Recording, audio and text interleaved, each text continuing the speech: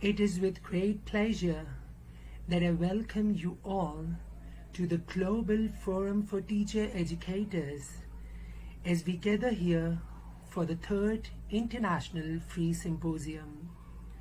My name is Dr. Munir Musa, and I am the founder volunteer director of Global Forum for Teacher Educators. As we gather, we come together to promote the essential role of education in the development of human rights values under a socio-eco-ethical model of human rights education. This vision is one that we believe in wholeheartedly, and we are highly thankful to all the honorary members from over 65 countries who have supported us on this journey. The Global Forum for Teacher Educators is committed to developing a better understanding of the role of education in fostering human rights values. We believe that this vision can only be realized by bringing together people from all over the world to share ideas, experiences, and practices. We are proud to have with us today esteemed keynote speakers who have contributed significantly to their respective fields. We extend a warm welcome to Dr. Simon Ball, Dr. Lay, Jennifer Hancock, Rosa, and Dr. Omedian as the keynote speakers. We are excited and look forward to hear your thoughts and insights. Congratulations to Sabina, Jansika, Ivana, Marija, Sarah, Ismat, and Dr. Anju as the video narratives are finalized from across the globe and will be shared with you all today. We will also bestow 2 Gfte members with the title of the Best Teachers.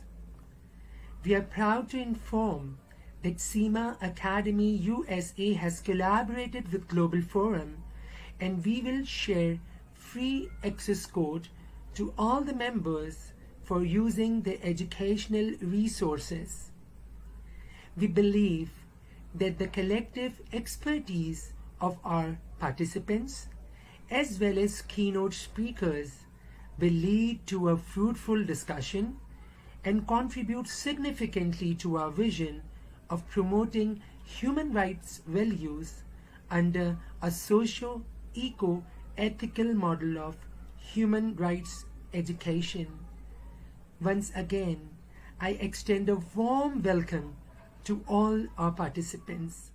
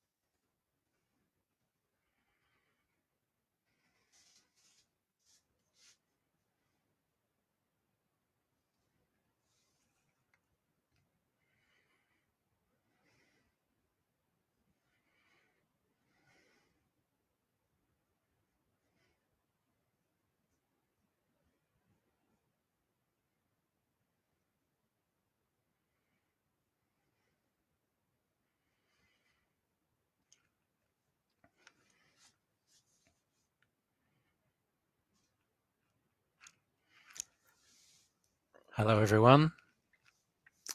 Welcome to this Global Forum for Teacher Education Symposium. My name is Simon Ball. I work for the Open University in the UK and the University of Macerata in Italy, and I'm a consultant and researcher on online learning and accessibility, particularly the accessibility of online learning. So I'm going to try to show my slides if I can. There we are. Thank you, Munir, for doing that for me. Now, the first thing I want to say is there will be a lot of links in my slides. This is deliberate. I wanted to give you a lot of information about free assistive technologies. I will ensure that Munir has a copy of my slides and he can put those onto the Global Forum for Teacher Education Facebook group, and you can access them from there. So you can get hold of the links. So don't worry if you don't manage to write some of them down because they're very long. You will be able to get the slides afterwards. Who am I? Well, I've been working in accessibility now for 22 years, unbelievably. I used to work for a national service working with all of the universities across the UK on accessibility and online learning. And I've been a consultant in the area ever since, working with various universities and people like the Scottish Qualifications Authority and national bodies like that. And I'm also involved in producing easy to read texts, which are the texts that people with intellectual disabilities need for key information. So, for example, I recently produced some for Slovenia for their guidance for people if they're caught in an emergency like a flood or a fire, explaining in a very easy to read way how people should react to those things and keep themselves safe. So that's my background. That's enough about me. What I've done today is I've tried to put together a whole range of tools that you might want to have a look at and have a trial with. I think they're all free. I've tried to download them all and play with them all and make sure that they seem to be suitable. But some of them do have donation options for the people who created them. So if you do use a tool and if you find it useful and you have the means to offer them a little reward for their work in making it a free tool, then obviously please consider doing that. Most of the presentation is focused on tools for the Windows environment, but I will mention some for Linux and Android later. I've not focused on Mac simply because it's a whole extra presentation looking at tools for Mac. There are loads of them out there, and you can find a lot of them in the Apple Store. And what you might find is that the words and phrases I use in my presentation, you can use to search in the Apple Store to find those tools. Do obviously exercise precaution when downloading software from the internet. There are bad things out there. It's always a good idea to download the install file and then virus scan it, and then after installing, virus scan again, because occasionally it is possible to download these tools with malware and things like that. So do protect yourselves, take all reasonable precautions. Obviously, you know, I can't accept responsibility for any harm that might happen when you download these tools, but I have done my best to choose tools that seem to be good and free from that kind of thing. Do also check for things like privacy and copyright. For example, there are tools that you can use online to translate certain information, which is great, wonderful tools. But if you are translating information whose intellectual property belongs to your university, for example, or your school, then uploading it to a third-party website, even though it seems like an innocent thing just to upload it, translate, download the new text, you may actually be breaking the rules of your institution by using data in that way. So do just double check with those kinds of things. So what we're going to look at are 7 groups of tools. Screen readers, I will explain what these mean a little later. Text-to-speech, speech-to-text, magnifiers, dyslexia tools, and then some apps for the Linux operating system and Android. The first thing to explain is the difference between screen readers and text-to-speech, because you may instinctively think they are basically the same thing. They do a similar job. They read aloud, but screen readers are tools that enable blind users to operate their computer or their phone, for example. So they open right from when the thing is switched on, and they read everything, the operating instructions, the menus, the folders, and obviously text in documents and the web and things like that as well. And they're quite complex bits of software, and they often contain shortcuts. So in JAWS, which is a paid for one, but it's the most commonly used one in Europe and America, there is a feature when navigating the web to pull all of the links from a web page into a single extra window. So if one is navigating rather than reading a web page, if you're trying to get to a page to read, but you have to navigate through several steps to get there, this extra window, if the pages have been set up accessibly, will allow the user to quickly click through without having to listen to all the text on the page. They can just pull out the links, find the right one, and go. Text-to-speech software works in a similar way in that it reads aloud, but it reads aloud text that you tell it to read. So you need some vision to select the text or to open a document in the program to get it to read. So this tends to be used not by people who are functionally blind, but by people with low vision but still enough vision to be able to choose the text, or people with dyslexia often use this kind of software to read aloud, or simply by people who want to listen rather than read. I use it all the time for creating audio versions of written documents so I can listen to them in the car or on the train. It's quite handy. The voices for screen readers, the blind software, tend to be quite robotic, quite synthesized. And there is a reason for that. It's that often when people become expert users of these kinds of tools, they listen very, very fast. And the robotic voices sound much clearer when used very, very fast. Text-to-speech software tends to have more human-like voices, and people tend to listen to that at a normal rate of speech rather than the super fast rate that blind users tend to use. So screen readers. The best one, the free one, is NVDA. There's a link there to download it.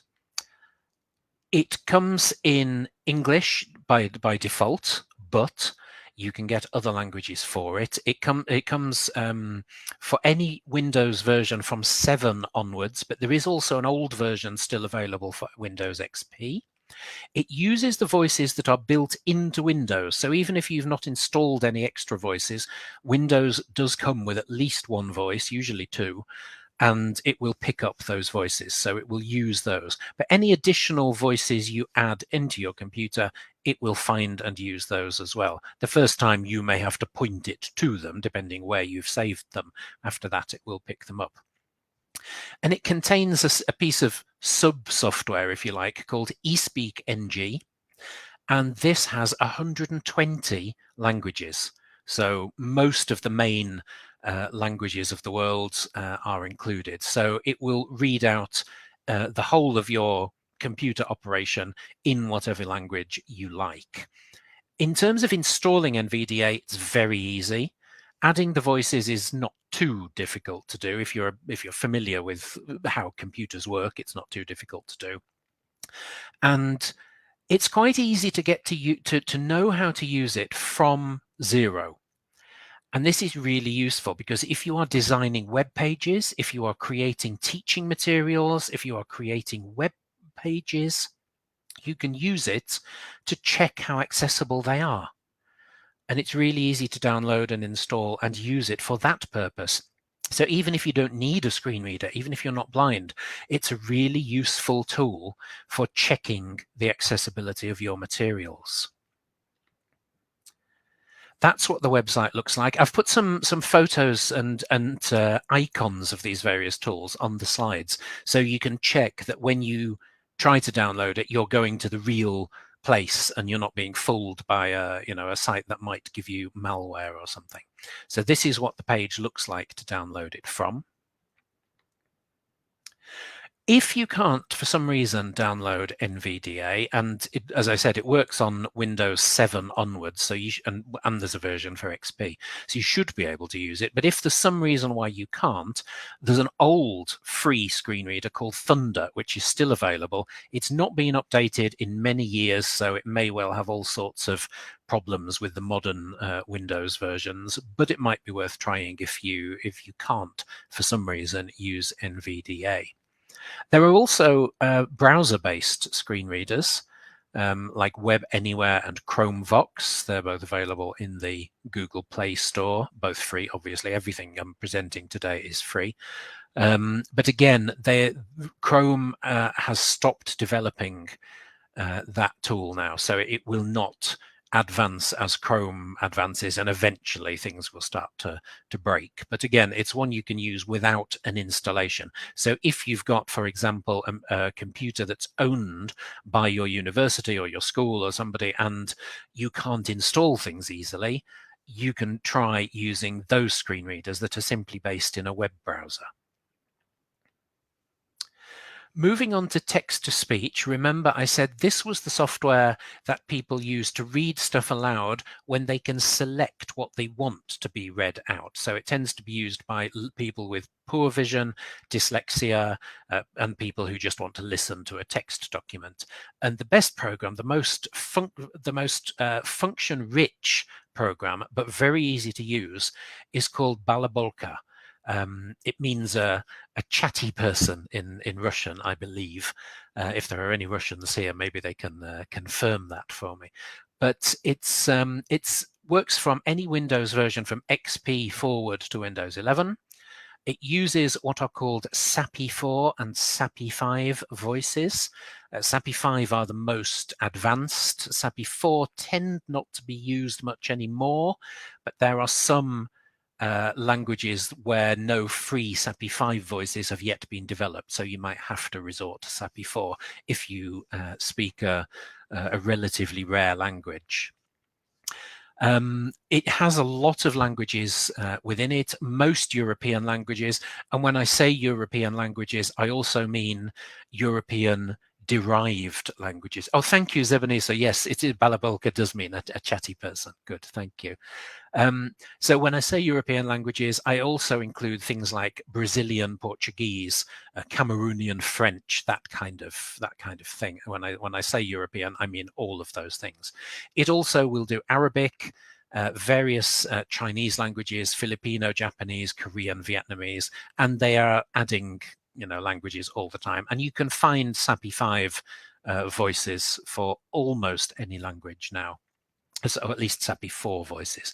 It's incredibly easy to use. When you've installed it, you simply go to File, Open, as you would with Microsoft Word or something, and find a text file that you want to read out. And then you press play, and it reads it out. It's that simple.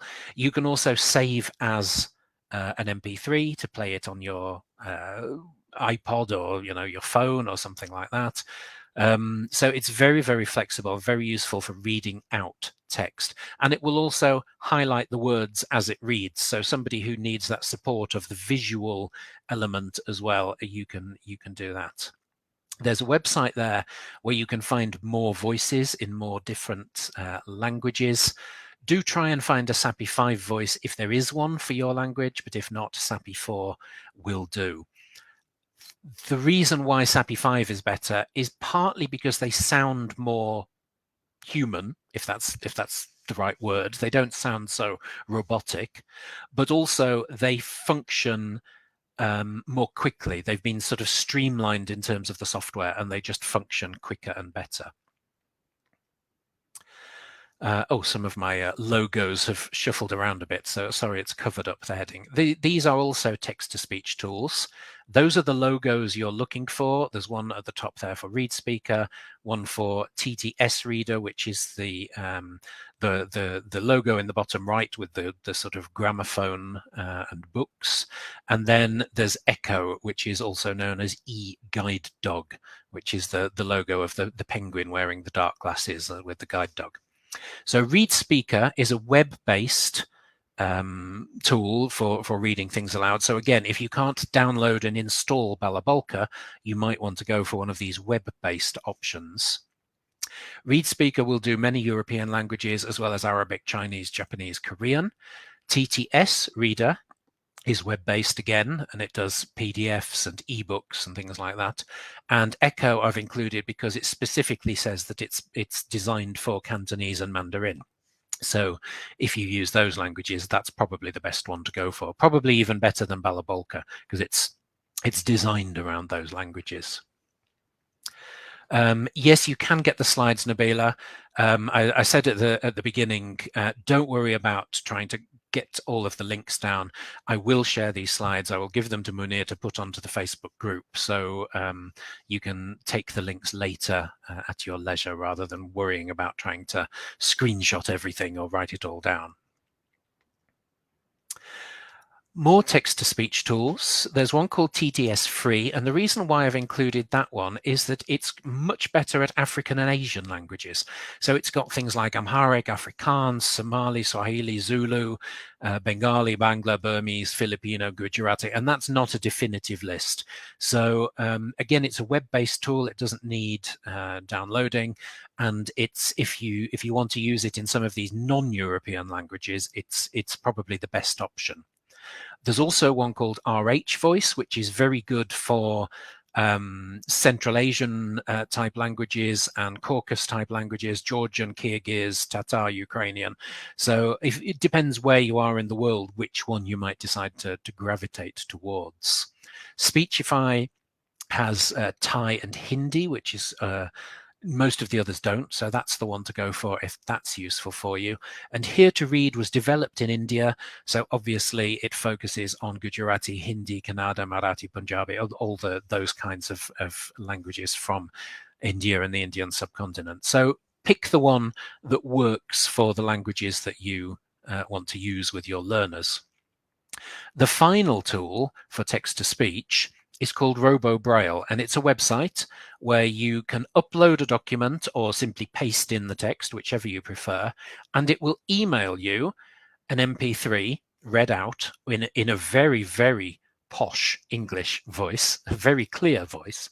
It will email you the audio file or a Braille file. If you want to produce Braille, it's a really easy way to do it. Now, obviously, it doesn't produce the Braille. You need to still print it in Braille. You need to have that facility to be able to print in Braille, but it will produce the file for you to do that.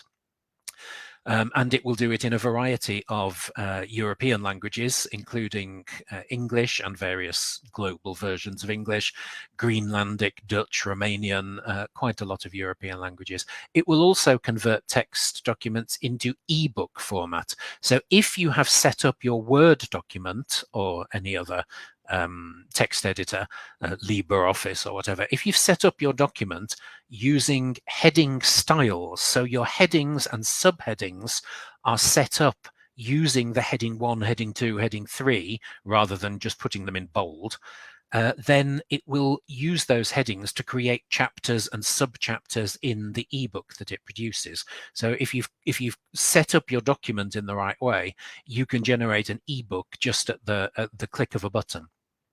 It will also scan and convert images of text. So if you have a PDF or if you have a photograph of a page of a book, you can upload that and it will send you back the text file or the audio file, whatever it is you want to have.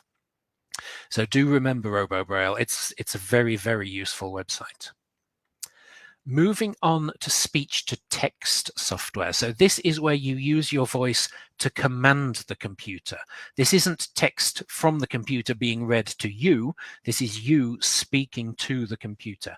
Windows, the newer versions, have quite a good one. It's not 100% accurate. Certainly not in English, it's not 100% accurate. And if you have any kind of accent, it's less accurate still. But it learns very quickly. And if you have an accent, it learns your accent and will learn. So if you say something and it produces the wrong text on the screen, you correct that text and it will learn for next time and it will get it right next time. There are a huge number of language options because it's Windows, it's Microsoft, they invested a huge amount of money in it. So even languages we've not mentioned so far, like Bashkir, Cebuano, Divei, Fula, Igbo, Maori, there are so many languages in the Windows options. So do check that out if you possibly can. Google Docs has something similar. It's called Speech Texter. It's not from Google, but it works in Google Docs.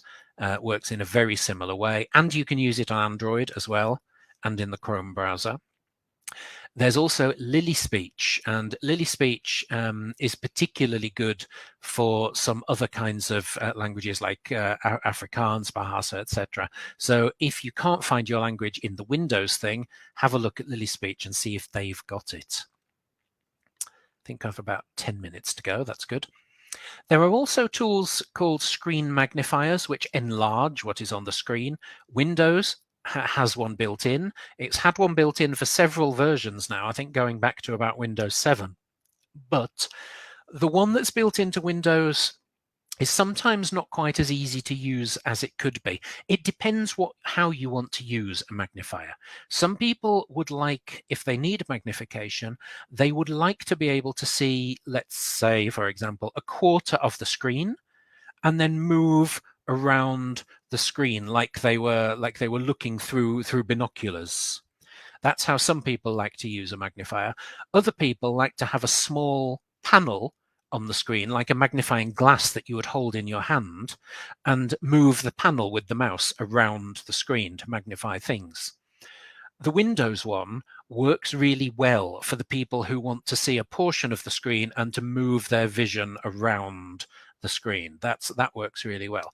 But if you want the little panel that you can move around the screen to magnify individual bits, the virtual magnifying glass that you can install is probably the better option. Again, it's very easy to use. It works on Windows, Linux, and Mac. And it literally just puts a little thing the size of a credit card on your screen that magnifies whatever's under it, and you put your mouse on it and hold down your mouse button, and you can move it around to magnify whatever's on the screen. There's also Zoom It, which does a fairly similar job. I'm sorry the link for that has disappeared behind the picture, but when you get the slides, you'll be able to move the picture out of the way and click on the link. Next, we have cursor finders. So if you're the sort of person who easily loses where the arrow is on the screen, where the pointer is, Windows has features to make it a bright color and to put a trail behind it. So when it moves, it leaves a little sort of ghost behind it so you can see it, which is really helpful. But if you want something additional, there is this cursor finder, which will put a ring around your cursor permanently to make it much easier to spot. And the second link there is the one that's hidden behind the logos, is the one for that. Again, when you download the slides, you'll be able to get that link. Then we have tools that are designed for dyslexia, but a lot of people use them, not only people with dyslexia. So Color Veil, it's a very simple, effective bit of software. It simply changes the color of your screen. So people with certain conditions like Erlen syndrome, scotopic sensitivity, they find that if they put a sort of a red film over the screen, or a blue film, or a yellow film, everything is easier to read for them for some reason, just because of the way their eyes work, the way their brain works interpreting information. And it used to be the case that they would simply have a piece of plastic and they would stick it in front of the screen, and that's great. But if you can do it digitally, it's even better, because you can take it anywhere with you. So that's what Color Veil does. It simply tints the screen in whatever color you need it. Poplet and FreeMind are both mind mapping tools. Really useful for making notes. You know, if you're having ideas about something and you want to just jot down all your ideas and then connect them up and put them in groups, this is the kind of software that's really good for that. FreeMind again works on Windows, Mac, Linux, and Android. So it's a really useful tool and widely used by dyslexic people because they like to be able to have that sort of visual interpretation of their ideas, but it's also used by a lot of people. Mind mapping is a very widespread practice, and FreeMind, considering it's free and there are a lot of paid for tools out there, it's a really good tool to use. There are other tools to support dyslexic users. You already did, Sarah, that's good. So there are other tools that you can use to change the colors on the screen, make the colors brighter. If you need brighter colors, there's a browser plugin you can use in Chrome. There's a similar one called Focus, and Focus will darken all of the screen except for a little bit around the cursor, just a small space around the cursor. So if you need to be able to focus specifically on something, it's very useful for people who only have a little vision, tunnel vision in the center of their eye. They can focus in using Focus to see where they need to be looking on the screen. And the last one that's hidden again behind the logos is simply a high contrast browser extension for Chrome. So that, you see my slides are basically in high contrast with white on black. It does a similar thing, but it does it to the whole browser. So whichever web pages you go to, it puts them into high contrast for you.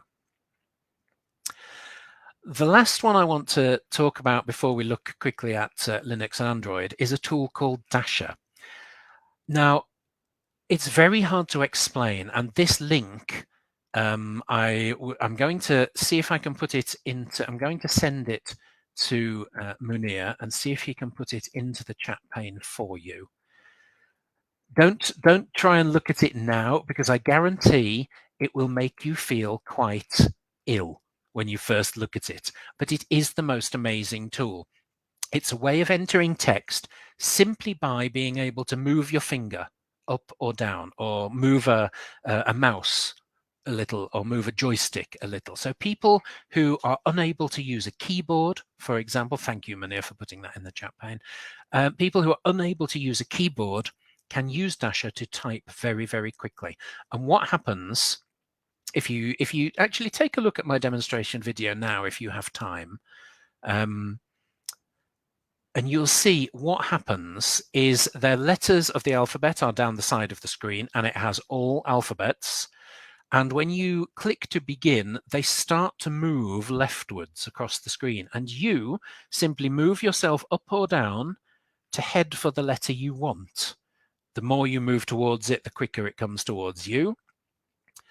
And after that letter, it knows what letter is likely to come next. So in English, if I begin with H, it knows that after H, it's always a vowel. So the vowels come really big and all the other letters are really small. So you go for H-E and it thinks, okay, you're probably going for the word hello or the word here. So the words that are more common come up bigger, and you can zoom very, very quickly through the text that you want to type. It takes a little practice, of course, but it's incredibly powerful. And for somebody who can't use a keyboard, it's amazing, because all you need to be able to do is click to begin and end and to move a little up and down, and that's it. That's the only movement you need. So even if you don't particularly have a use for this tool yourself, do have a play with it, or at least watch the video, because it's just the most amazing tool. Quickly, before I need to finish, if you use Linux operating systems, there is a screen reader dedicated for Linux called Orca. It has the logo of the orca whale with the cane. There's also one called Emacs Speak, which has the logo of a Labrador dog. And there are also several Ubuntu tools as well that you can have a play with. So if Linux is your thing, there is a screen reader that works really well. Orca is not quite as easy to use as NVDA, the one that I mentioned right at the start, but If you use Linux, it's perfectly fine, and it's worth having a play with. And then for Android, again, lots of links, I'm afraid, but you will get the slides later, so you can click on all these links and explore. There's a lookout tool, which is OCR and photo recognition. So it's very useful for people with low vision, of course, but you can have all sorts of fun with this. It will scan text. So if you are in a supermarket or something, or if you are in your kitchen and you have a tin and you don't know what is in the tin because you can't read the label, you can put your phone in front of it with this Lookout app open, and it will read the label. It will say, this is a tin of peaches or whatever it is. So it will recognize not just text, it will also recognize objects to a degree. I mean, it's not going to look at something and say, oh yes, this is the key to the apartment 4. It's not going to know that. But if you have something in front of you and you're not sure, for example, if it's a pen, you're not sure if it's black or blue or something, you can scan it with Lookout and it will tell you what color it is, that kind of thing. There's also the Android accessibility app, which is the one that helps blind users interact with their phone and make it accessible in the first place. There's something called Live Transcribe, which is really useful if you meet a deaf person and you don't know sign language, or you don't know their sign language because they're from a different country. Then you can use Live Transcribe, which will record, which will take in whatever is said verbally and display it in text. So if you're trying to communicate, you will simply say, if the deaf person is trying to ask a question, you can give your answer and you can just show them the phone with the text on it. It's quicker than trying to type it into some kind of text app. And finally, there's voice access. So for people who can't use a touch screen device, they can control it to some extent using their voice. It's not perfect. It doesn't control everything, but it does at least mean they can use their phone as a phone rather than just getting messages or whatever on it. So I've run through there a whole lot of tools. Some of them will make sense to you, some of them will not. Here, I've picked out some YouTube videos which are good guides to having a play with these things. So, for example, there's a video about using NVDA. It's not a video about a blind user using NVDA. It's a video of somebody who is a web accessibility tester, a web designer, who wants to test the accessibility of their website using a screen reader. And it's a video of them using NVDA and showing how easy it is to use. Similarly, there are videos there of people learning how to use Balabolka, SpeechTexter, and FreeMind. So if you are interested in those tools, these videos will give you a good idea of how to get started with them. And that's my time up, I believe. In fact, I think, sorry, Munir, I think I've gone a minute over the time. But if anyone has questions, you will get the slides. We'll find a way of getting the slides to you. Munir will put them on the Facebook group at the very least, so you can get them from there. Rafaela said, is there a free tool that converts URLs to QR codes? I believe there is, Rafaela, and I can't remember the name of it. Because I know there was oh no, that's the other way around. There was a project where they had a college for students with learning disabilities, and they wanted to allow the students to be able to travel around the town, but they had intellectual disabilities, so it was a bit dangerous for them. And what they did was, around the town, they put QR codes on the lampposts and outside the shops, so the student could get, for example, at a bus stop, the student could scan the QR code and it would say, if you want to go to the post office, take bus number 2 and get off here, or whatever, we give them the information. That's the other way around from what you're asking. I think there is one, and I can't remember the name of it. I will find out and I'll put it on the Facebook forum. Let me just make a note of that so I don't forget. Turn URLs into QR codes. Okay. Yeah, thank you, Ivana. Yes, I think some of those tools would be useful for students who are in a country where they don't know the local language. Absolutely. Okay, thank you, everyone. Munir, please move on if you need to keep to time. I'm very happy to take questions on the Facebook group later. I will keep looking in. When the slides are shared, reply with your questions and I will do my best to answer them.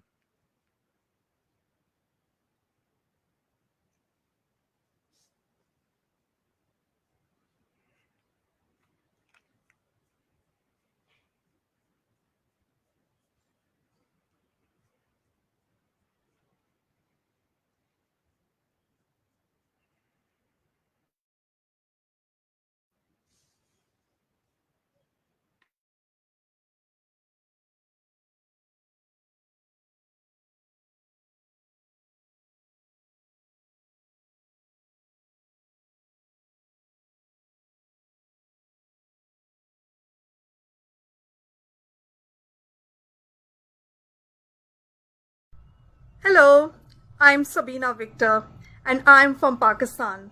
I'm a member of the Global Forum for Teacher Educators. I'm the founder and director of Impart Learning to Excel. It's an educational training and consultancy organization. And today, I am here to share my story as a teacher trainer. It has been nearly 19 years for my services as an educator. This passion is linked to my family background. My mother was a teacher of English and my father has rendered his services in the education field for almost 40 years. My forte is English language and literature. In 2022, Gfte gave me an opportunity to do a course on social and emotional learning. And as a teacher trainer, I cascade my learning and experiences to teacher and educators through online and on-site workshops. I enjoy teaching children and educators. However, training teachers and educators is not a piece of cake because workshops require prior planning and preparations, and these include research for appropriate topics, resources, allocation of time, preparing certificates, etc. Conducting webinars is challenging in itself because sometimes I face technical glitches such as poor internet connection or unannounced power failure. In such circumstances, I reschedule my webinars or arrange a makeup class. Fortunately, I share a cordial relationship with my participants, and it is based on mutual respect, understanding, trust, empathy, cooperation, and friendliness. Recently, I had launched the bite-size training session for teachers. Many of them had enrolled themselves, and some could not attend due to personal reasons. Later, they got in touch with me through WhatsApp and expressed their regrets for missing out on my session. When I had told them about the makeup class, they were jubilated.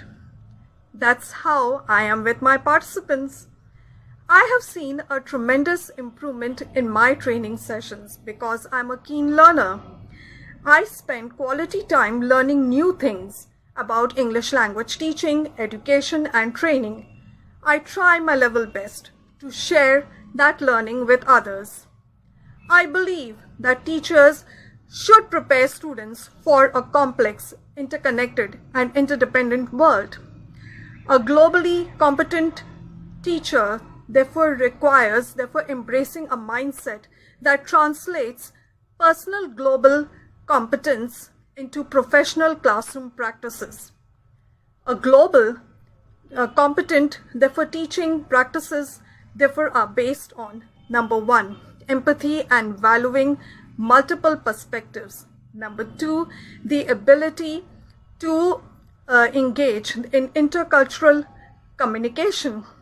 Number 3 is the understanding of global connections, and current events. And lastly, a classroom that is based on diversity and global engagement.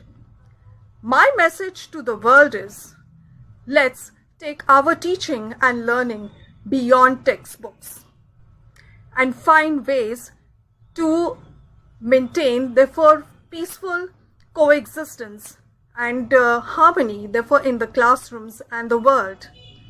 Your teaching matters the most. Thank you.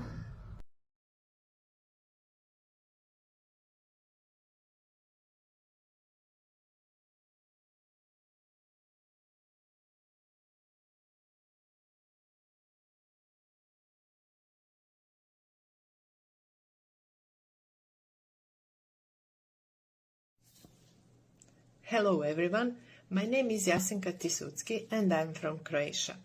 I am a member of a global forum for teacher educators. I teach Croatian language in primary school August Cesarec in Ivankovo in Croatia. Today I am going to share with you my teacher's story about challenges in education. I teach Croatian language for 22 years and I have some experience in education, first as a student, then as a teacher, class teacher and mentor. Teaching is primarily a wonderful and noble calling. Raising and educating children and young people for the life ahead of them is certainly an important role for every teacher. Everyone who is involved in education knows that teachers, in addition to being educators, are also the extended hand of parents. They are psychologists, they are pedagogists and friends to their students. This brings us to a more comprehensive role of a teacher, which brings with it different challenges. Educating today's generations is not easy at all. Teachers should keep up with modern technology, constantly educate themselves and improve their knowledge and skills, because the way of educating new generations changes, adapts and develops to the needs of modern society. Each classroom teacher faces different challenges. Every student is a unique person, special person with his own characteristics, possibilities, needs and abilities. Today's teacher should be a motivator, creator, moderator in order to awaken the best in his students. One of the tasks on which a successfully completed class depends is achieving motivation among students. Using different methods and forms of work, I try to motivate my students for the content that they will learn that day. Modern teaching requires students to be active participants in the teaching process, and this requires well-designed phases of the lesson. The methods and forms that I use in teaching, in order for it to fulfill its role, are developing the skills of active listening, project learning, creative work, collaborative work, and tasks for developing reading skills. I try to devote time to each student, to listen to them, to listen to their needs in order to know how to approach them.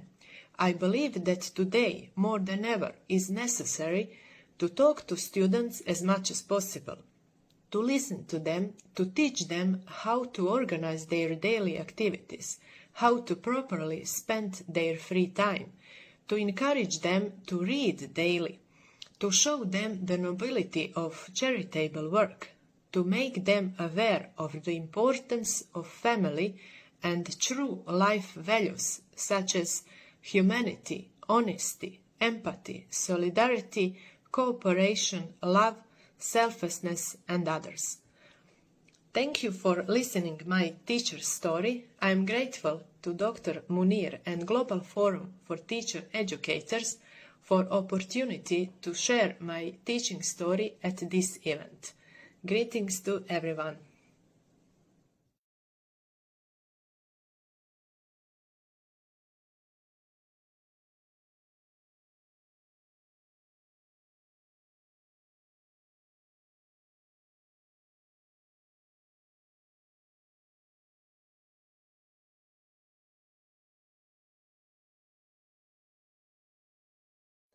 Hello everyone, my name is Sara and I am from Pakistan. I've been working as an academic coordinator in a school. I have almost 13 years of experience in the field of education. During my career, I have found myself to be the most inspiring teacher and I have always regarded as the best teacher. I am thankful to all my students for making that possible for me. Today, I want to share the challenges that I am facing as a teacher and as an administrator. Maintaining discipline in classroom and schools is quite complex and sometimes frustrating also. It could be an emotional outburst when you find your students giving you a challenging time. Even with rules and policies, we need to talk to students one on one to find out the underlying issues and causes of their behavior and problems. We often fail to show our intentions and the feelings that we have for our students. To really reach out to them, we need to build a relationship of trust where they can pour their hearts out to us. After a recent encounter with a behavioral outreach, I was so devastated and saddened to see a few students misbehaving. That left me in deep grief, and then I reflected and reflected to figure out what I was missing. We all need to be heard, right? And so do our students. What I found was a lack of connection and communication between students and teachers. I saw a significant change that streamlined instructors' responsibilities as well as the atmosphere of the classroom when the relationship between students and teachers was built. When kids feel that their teacher cares for them and wants them to succeed, they work harder, pay more attention, and they persist through challenges. And if the opposite occurs, students shut down, they are unwilling to try, and they give up easily, and they do only bare minimum. So, as an educator, we all need to connect to their heart. So, in the end, a very short and brief message to all the teachers out there. Children don't learn from the teachers they don't like. And when kids talk about their teachers they love, it usually revolves around one thing, and that is connection. It is rightly said that every child deserves a champion, an adult who will never give up on them, who understands the power of connection and insists that they become the best that they can possibly be. Thank you so much.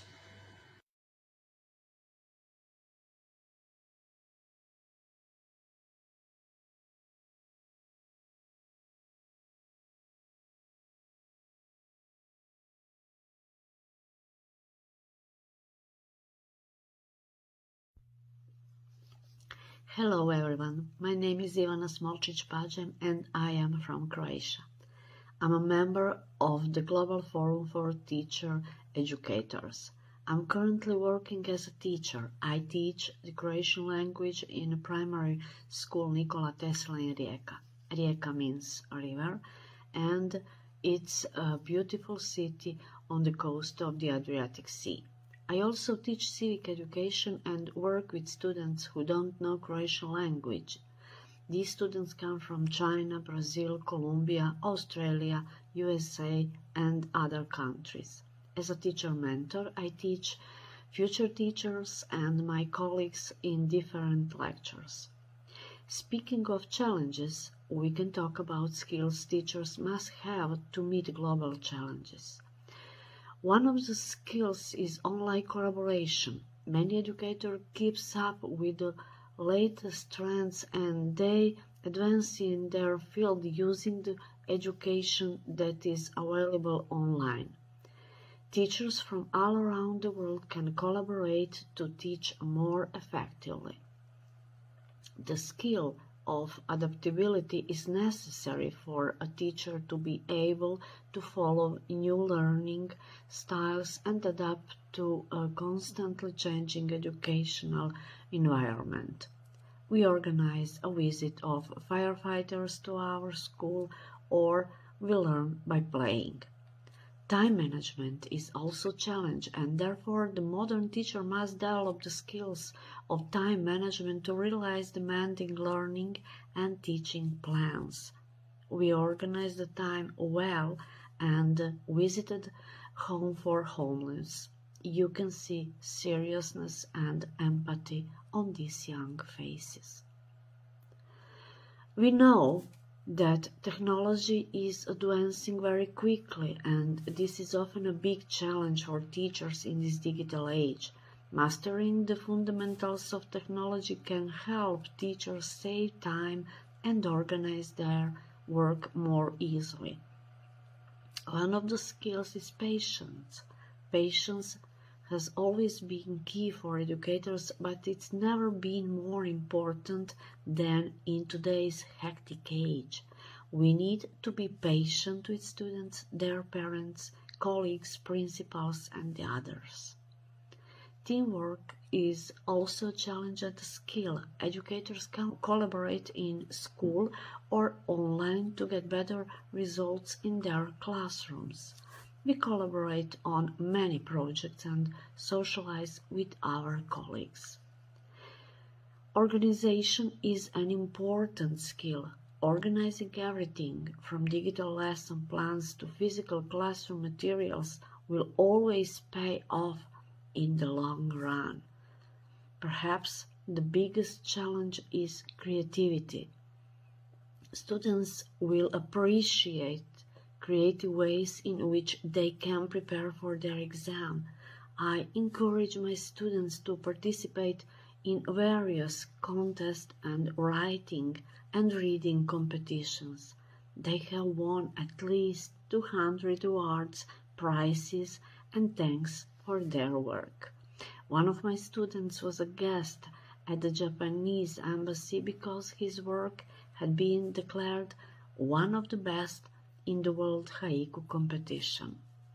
Teachers must also be prepared for lifelong learning and improvement. From January 2019 up until today, I've spent over 900 hours in education, which helped me improve my work. Dear teachers, teach the way you would like to be taught. Remember that teaching is the one profession that creates all other professions.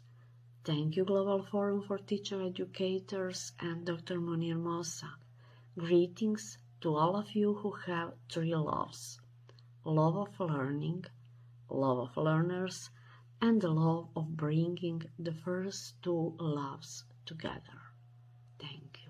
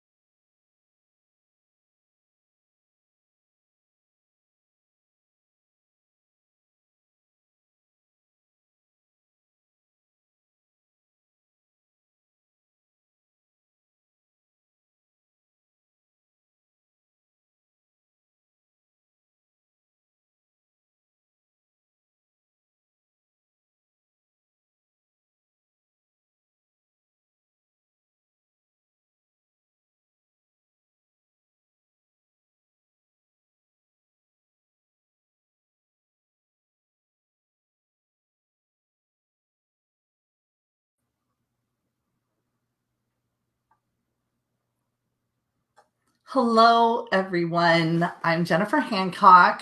I'm in Florida, USA, and I want to thank Munir for inviting me on today. I really love the Global Forum's mission to center human rights and human dignity in education. It's not just a topic that should be taught, it's foundational to how we teach. Today, I'm going to talk about human-centered leadership, which is going to focus on compassion, empathy, authenticity, and ethics, and how we use that in education.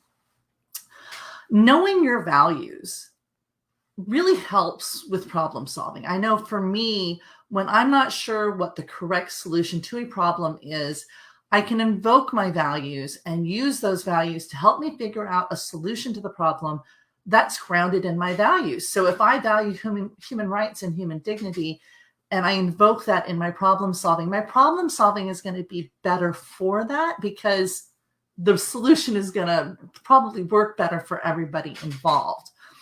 There are a lot of values to choose from. I've included the American Humanist Association 10 Humanist Commitments Wheel, so you can get a sense of what this is. It's a very good learning tool they have. It's been translated into a whole bunch of different languages, so it can be used all over the world.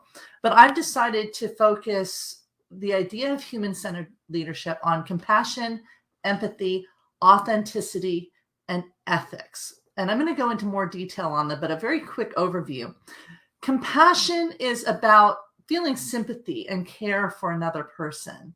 When we care for our students, we understand their struggles. We're able to support them as they learn and grow. We want them to learn and grow. And we can create a safe and nurturing environment in which for those students to learn in. Because as some of the other teachers who just told us their stories said, kids need to feel safe. They need to feel cared for in order to be able to even begin learning. The next value I wanted to use was empathy. Empathy is slightly different from compassion, where compassion is about feeling sympathy and care for another person.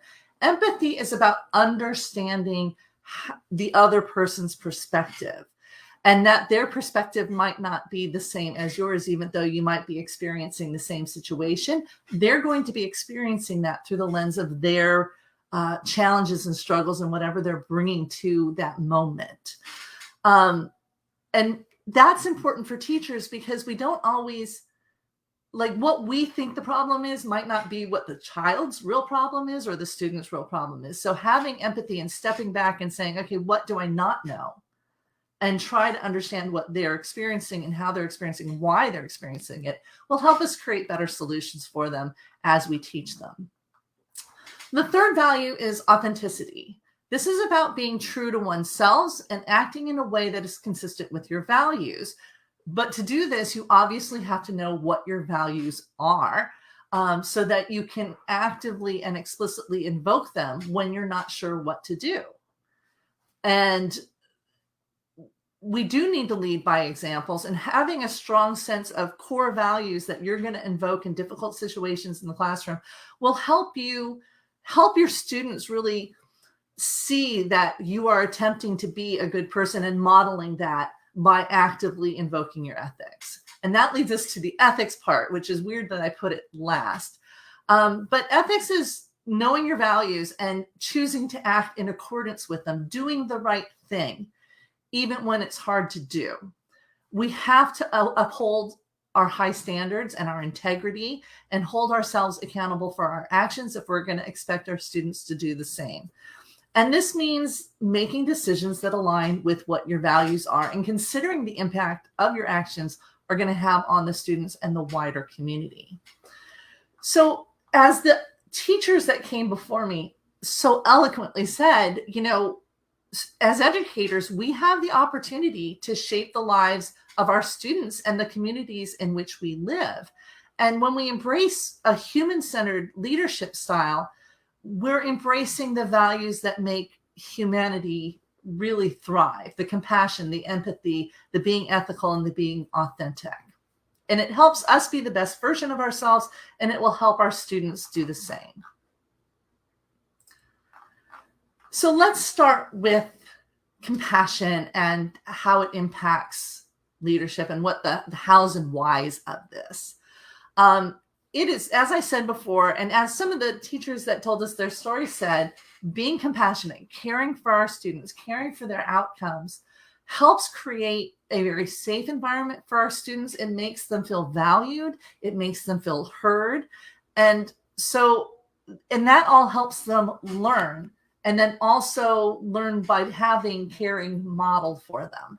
And this is the sort of adult we want, someone that learned that caring is important. So the first way I encourage people to do this is to listen actively. Pay attention to the thoughts and the feelings and concerns that your students have. When students feel like they're being heard, they're more likely to engage in the learning process. That being said, I understand in classrooms, you can only give so much time for that. You still have to move on to the content itself. So you do have to balance the needs of the entire class with the needs of the individuals in the class. And that is not easy to do. And I'm not going to pretend it's easy to do. But knowing that that's the job that you need to kind of do when it comes to compassion, at least makes you aware of the fact that you are in fact balancing the needs of the individuals with the needs of the group. The next one is to be supportive. Children need to know that you want them to succeed, that you're trying to help them succeed. It can be very difficult for students to learn that they're doing something wrong, and they can get very down on themselves, and they might not see that you're trying to be constructive and helpful. So making sure that they know that your actions are to help them succeed will go a long way to alleviate the stresses and fears that everybody has when they're learning something new. This means providing resources and guidance as needed, celebrating the successes. Do you have a child with a specific weird interest or a student with a weird interest? Help them. Can you integrate that into the lesson somehow so that they can get excited and engaged in it?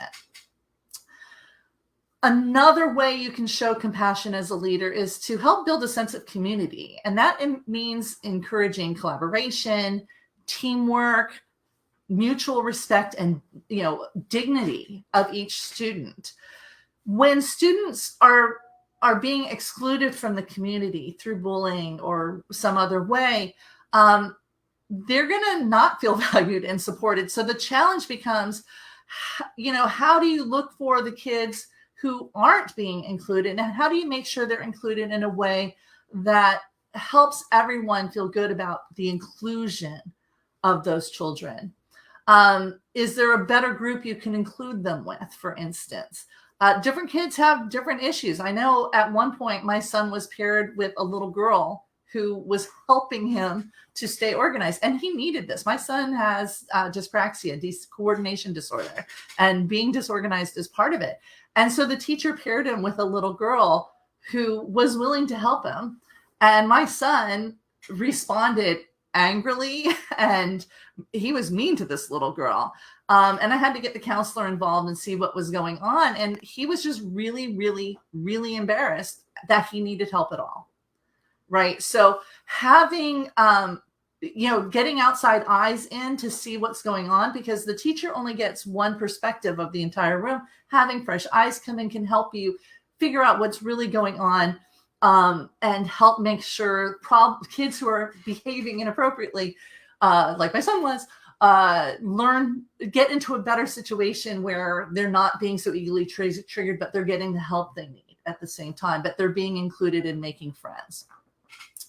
And finally, show kindness, right? As one of the teachers in their story said, this is what you remember your good teachers. If you go back and you think about the teachers you still think really fondly of, it's because they were fundamentally kind people.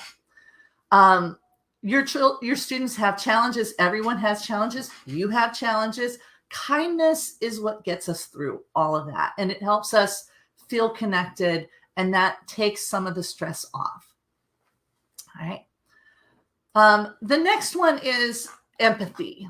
Empathy, like I said, is not the same as compassion. Often they're used in the same way, but they're actually different words. Compassion is about caring for other people. Empathy is about understanding the perspective of the other person and putting ourselves in someone else's shoes and imagining what it would be like from their perspective and their experience. So let's explore this a little bit and talk about what it's like to actually be empathetic. And to do that, you do have to actively listen. And I said that in compassion, but it's true here too. You need to strive, if there's a problem, figure out what the student is experiencing and not what you think the child is experiencing. This means suspending your judgment and assumptions and focusing on the student experience. Let me give you a story about this. I went to college in Hawaii, and I studied linguistics. And one of the stories we heard in one of our classes in early childhood education as it comes to language acquisition was that there were teachers trying to teach the alphabet to kindergartners. And they had pictures of things like flowers and a mountain. And they would tell the kids, put this picture under the letter for the first letter of this word. And the kids were taking flowers and putting them under the letter P, which is wrong because flowers in English starts with an F. But what the teachers didn't understand, they never asked the child, what's the word for this picture? It turned out the children, they were speaking Hawaiian Pidgin, which is a different language. And for them, the picture was the word pua, which starts with a P. So the kids were getting it right. And the teacher was telling them they were wrong because the teacher didn't understand what the child's experience and perspective on the picture was. And so to me, this is like the heart of what it is to be empathetic, is to understand that you don't actually know what you don't know. And if there's a problem or a disconnect, take the time to ask and actively listen to what your students say about whatever this is.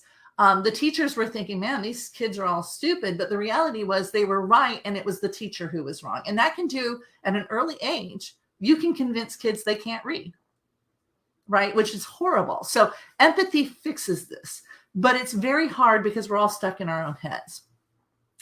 When you do this, it's going to change how you respond to the problems you have in the classroom, because you're going to remind yourself, okay, what do I not know? And what do I need to find out about whatever this behavior is? If you're dealing with little kids and they're behaving badly, something's wrong, right? Figure out what that is from their perspective and get the help they need. It might require bringing in a school counselor if you have them in your school, so that you can deal with this and get the help you need as the teacher to learn what you don't know. The big thing to remember is with empathy is it's not about you, it's about them.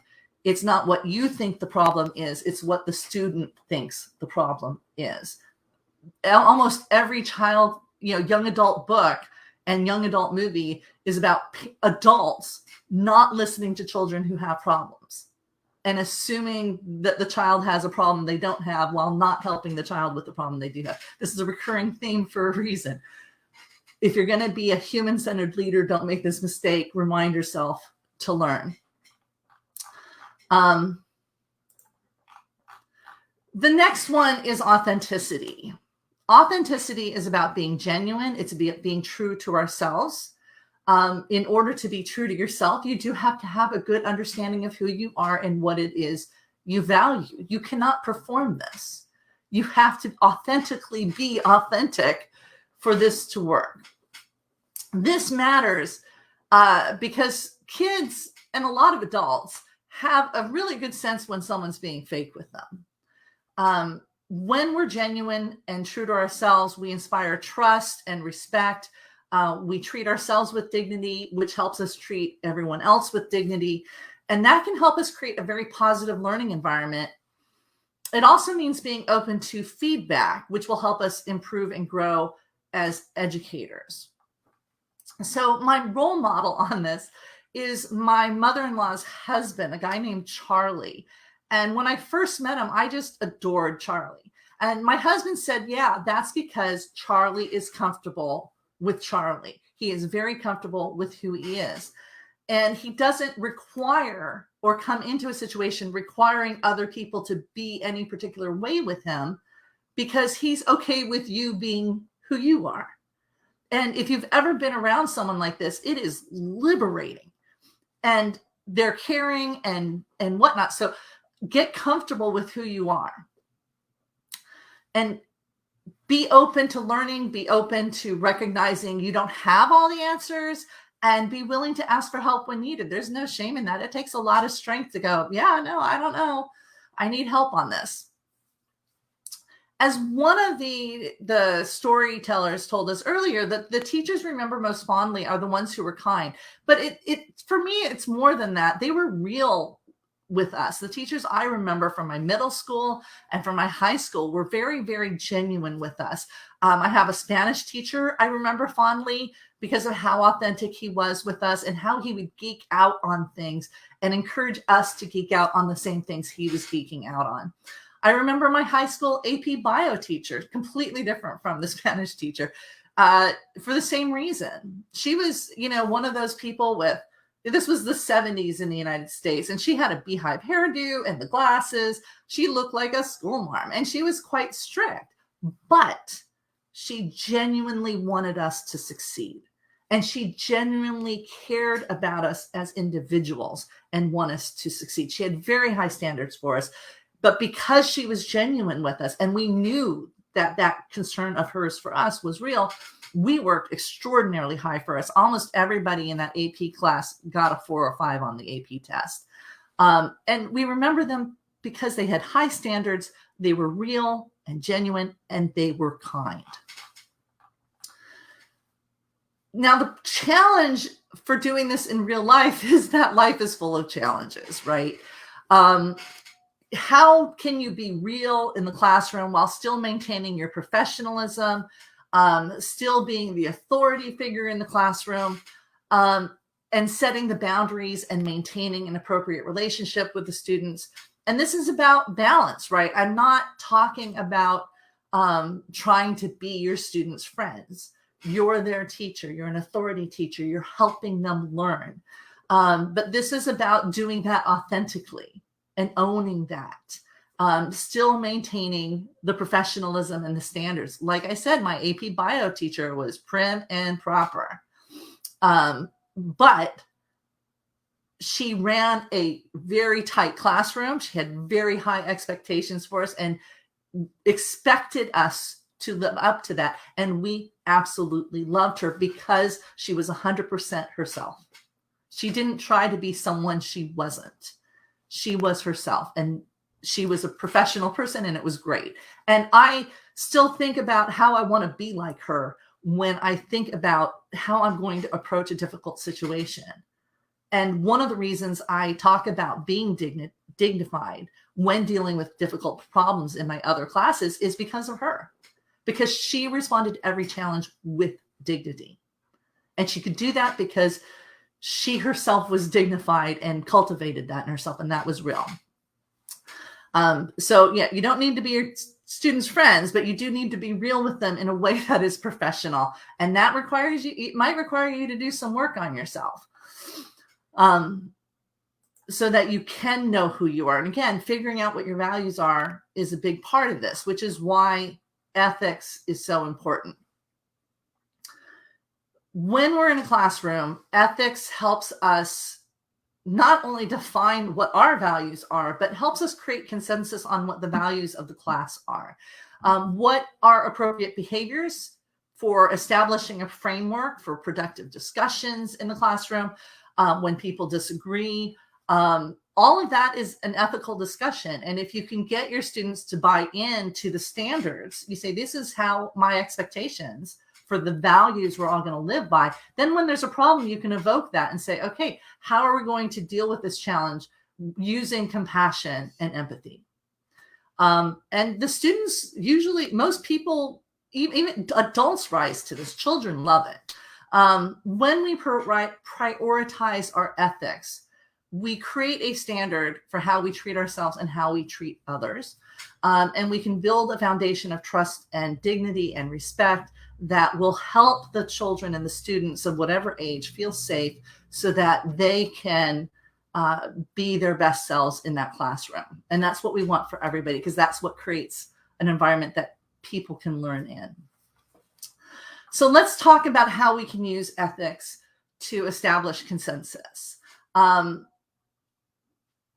If we talk about values and we say, okay, you know, we're all different people, there might be disagreements about things.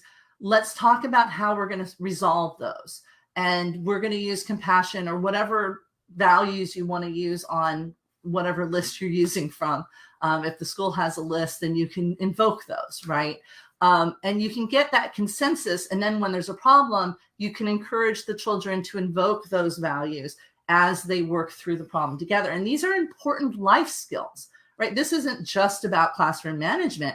Kids that learn how to do that become adults in the workplace who know how to do that, right? So you're building the future when you do this. Productive discussions in a classroom.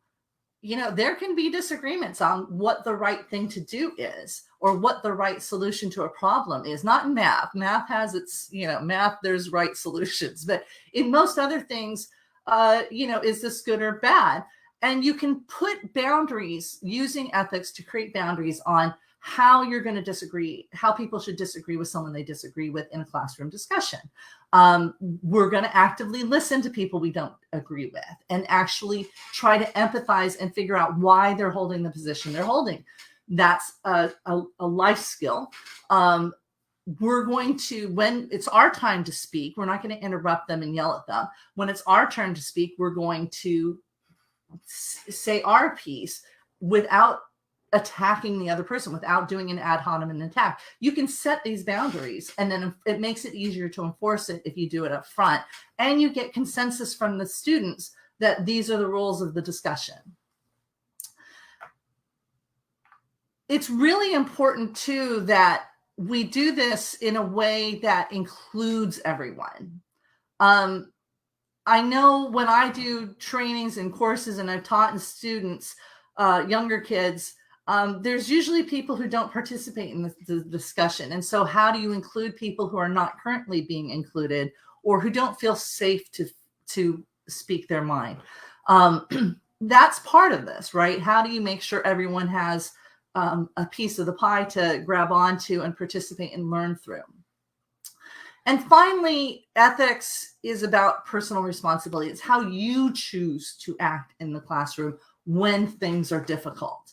And to do that, you need to have the list of ethics you're going to draw on so that when things are difficult, you can remind yourself. And I do this all the time. You know, when I'm dealing with a difficult person, I remind myself to be compassionate with myself for the emotions I'm experiencing, but also for the other person. And then that compassion allows me to jump into empathy. And that's when I can start figuring out, is there a way, what is it that they really need and want versus, you know, what I need and want, and how is there overlap so that we can get this done together? I do this all the time as an adult. To me, this is a life skill. So if you can do this for yourself, you can then model it and teach it to the students, and that's going to improve everybody's life and help us create an amazing future. The one thing I want to caution you on, for a lot of people, values and religion are the same thing. Their values come from the religion, and that's perfectly fine. But in most classrooms, you know, that's not a topic you want to bring up. I just invoke the values. You notice I just talked about empathy. I talked about authenticity. I talked about compassion.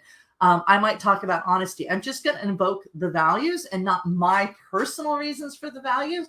This allows every student to take that value and internalize it with whatever framework they personally have. Right? It's not my job to tell them what their framework should be. I just know that most people care about honesty. They care about compassion and whatnot, so that I can invoke that, and they will take it and internalize it whatever way they want. And that's the best way to do that.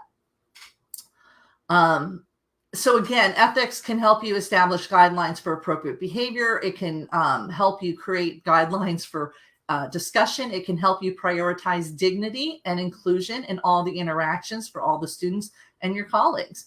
And when you have challenges, it'll help you figure out how to solve those problems in a way that are consistent with your values. So let's talk about these challenges, right? We all have them. When I use compassion, and I talked about this in the last slide, when I use compassion, when I have a problem, the first thing I do is think, what is a compassionate solution to this? And the first thing is, okay, I am feeling all sorts of feelings. That's normal given what's happening. And I feel compassion for myself and I acknowledge that. And that allows me to then extend that compassion to the other people that are in this challenge with me. And that means acknowledging the dignity and concerns of everyone involved and showing caring and kindness for everyone involved in whatever the challenge is. And that becomes the foundation on which all the problem solving can occur, right? Empathy.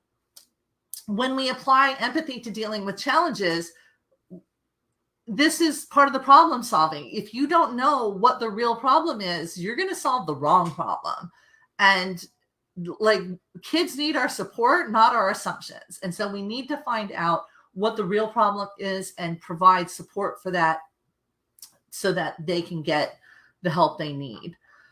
For me, the concept of being authentic during a challenge means I can acknowledge that indeed something is a problem and that I might not know what the right thing to do is. It's a challenge because there is no easy answer, right? If there was an easy answer, it wouldn't be a challenge. So acknowledging that sets up the foundation for me to ask for help, to search for solutions.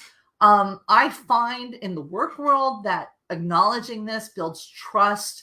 It builds credibility. My husband does this. If he's got a problem with his supply chain, he calls people and says, we got a problem. He doesn't lie to people and pretend everything's fine. He says, we have a problem. And then everybody works together to solve that. And that builds the trust that is foundational to everything else. Lying about everything being fine when it's not fine is a lie. So it's important to acknowledge our own limitations and seek help when we need it, and to model that behavior, that problem-solving behavior with our children. We don't want them to go off and pretend everything's fine when it's not. And you can model that. Okay, we have a problem. How are we going to deal with this? And then finally, ethics in your decision-making. If you prioritize that, then your solutions will be grounded in ethics and everyone will see that. For me, I'm always looking for solutions that honor the dignity of everyone involved, not just myself, but everybody, including the person I'm thinking is a problem or a challenge. How do I acknowledge their dignity and create a solution that doesn't violate their dignity? That's the challenge, but knowing that and acknowledging that really is how you do, central to human-centered leadership, right? We center the human, and that means centering their dignity and their worth in everything that we're doing. And it's not easy to do, but that's what we're here to learn how to do, which is why I love the Global Forum. So as we've talked about human-centered leadership and these values of compassion and empathy and authenticity and ethics, now's the time to take that into the real world, right? There's more to learn. That's why we're all here. That's why the Global Forum exists. So acknowledging that and taking that on to do the more learning, that's great, right? I teach how to stop bullying and harassment using behavioral science. I know most people have never been taught that. All that material is free on my website, thebullyvaccineproject.com. Learn it. Got lots of videos, lots of materials for kids. If you don't know how to stop a harassment situation in the classroom, learn, right? Share the information. As you learn how to do and be better, you can share that information with others. Don't keep it to yourself, share it. When we apply human-centered leadership in our classrooms, we can also share our experiences with others. And that's what the teacher stories are doing for us today. Share our successes, share our challenges. I often learn more from someone else's challenges than I do from their successes, because that's what I'm struggling with, my challenges. But we can inspire others and support everybody else in their journeys as teachers too, and educators. And let's commit to being open and honest with each other and about the learning and about our collective experiences as we work to center dignity and human rights and human worth in our work in the classroom. I want to thank you for your time. And I thank you for supporting the Global Forum. I absolutely love them. And I think they do an amazing job. I'm glad you're all here.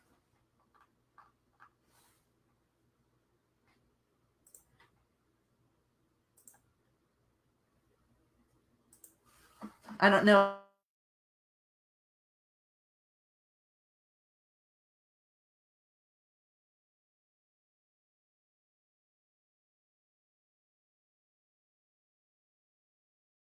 And hello everyone, I am Ismat Mustafa Khan here from Pakistan, and it's an honor being a part of Global Forum for Teachers Educators. And before introducing myself, I would like to thank Gfte for enabling me to be a part of this prestigious platform and for the noble cause. I must appreciate the efforts of Global Forum for Teacher Educators, and it really has created a sense of awareness among teachers and among general public as well, regarding social well-being and social welfare, and something which teachers can do for humanity. Now, coming back to myself, my story that I would like to entitle as my lifelong story of learning is my story of teaching, and I have been into this noble profession for almost last 21 years, and I feel too much proud to be a part of teaching as a professional. And obviously this is GFTE that has provided us with the opportunity to share our experience of teaching with the general public and with the global world. So I started my career as a teacher in 2001, and then I got my job regularized in 2002. And since 2002, I've been serving an educational institution named Overseas Pakistanis Foundation. Initially, when I adopted this teaching as a profession, I was not that much keen, though I was keen to know and learn my subject geography. But imparting knowledge, it seemed interesting to me, but it was not, I did not take it as an ambition. But today, when I look back at the past 20 years, I really come to realize that the real learning is through teaching. I might not have learned many things in my student life that I have learned in my teaching life. And the inspiration of my teaching career, that was one of the head named Mrs. Mansoor. She used to be the head of the institution when I joined teaching as a career, and she was such a wonderful lady, and she was truly an inspiration. She is very much still energetic, though she has got retired, but still she is inspiration. She is an inspiration for a number of people. Now, how to be a teacher, how to be a part of so many activities which are not directly related to teaching is what I learned through my career, through my profession. How to do painting, how to get involved with children, how to do gardening, how to arrange many activities, including art exhibitions, how to make magnetic timetables, which no one ever knew when I joined. And there are a number of activities and a number of tasks that I learned how I can be a good citizen, how can I be a good part of the educational team as well as my social community, is what I have learned through teaching. And yes, something very important today is that the challenges which teaching is today facing is a massive drive of technology. And obviously, technology is something that you cannot get detached to these days. But the only thing that we are lacking is that we are not streamlining the things, and we are not training our youth to go in the direction that can be remarkably a good one for them as well as for their elders. In this way, the way we are following and we are adopting technology for the spread of education, it might just take us away from our original love of our values and the original learning. But the real task that the educators today need to do is that they should align the things well, and they should let the coming generation align the things well, in which both technology and originality they can be taken side by side. Thank you.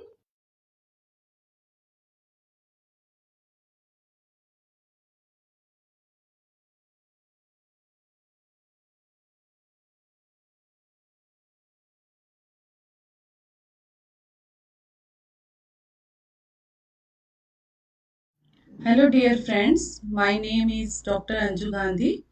I am from India. I am a member of the Global Forum for Teacher Educators. I am currently working as postgraduate teacher in mathematics in State Government School of Haryana, India. Earlier, I was serving as assistant professor in Teacher Training Institute. Today, I am going to share my teaching story related to making mathematics teaching interesting and fun with low-cost teaching learning material.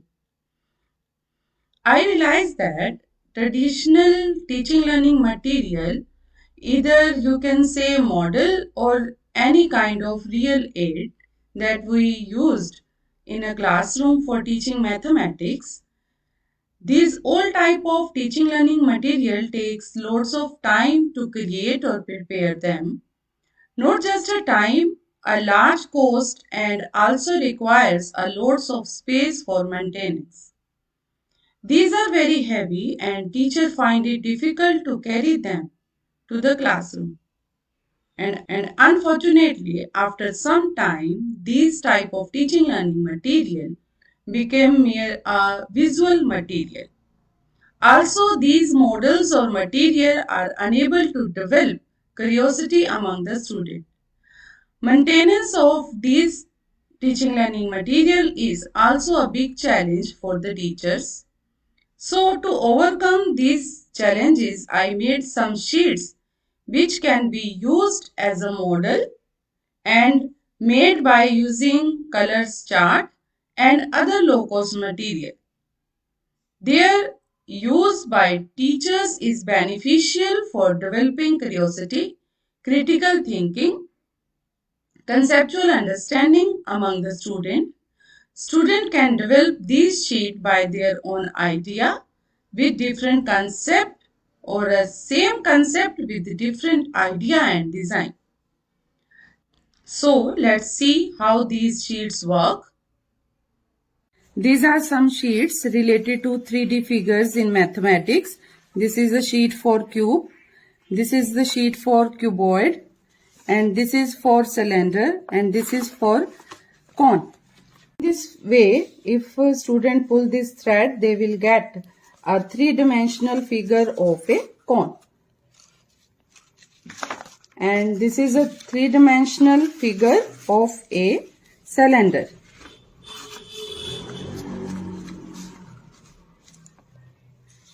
Student can learn about the phases, the vertices and the edges of a cylinder.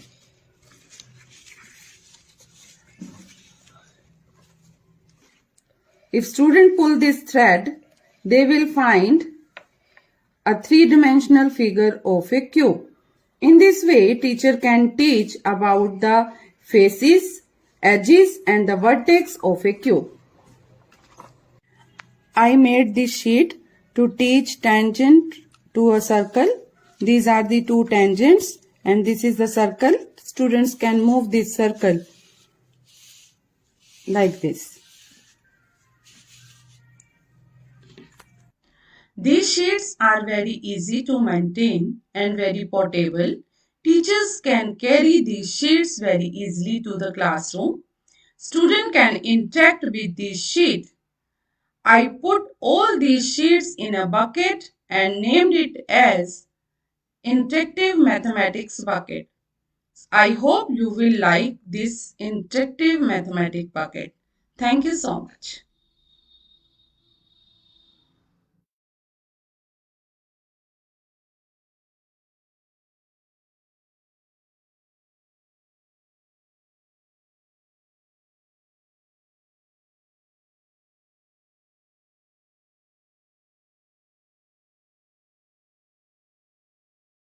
Everyone. My name is Marija Halacic and I am from Croatia.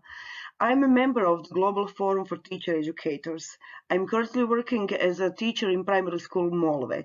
I'm teacher of Croatian language and literacy. Today, I'm going to share my teaching story with you. Allow me to briefly introduce myself.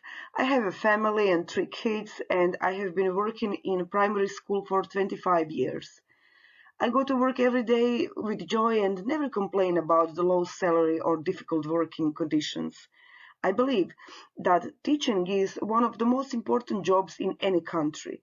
The country is progressing as much as its education system is progressing.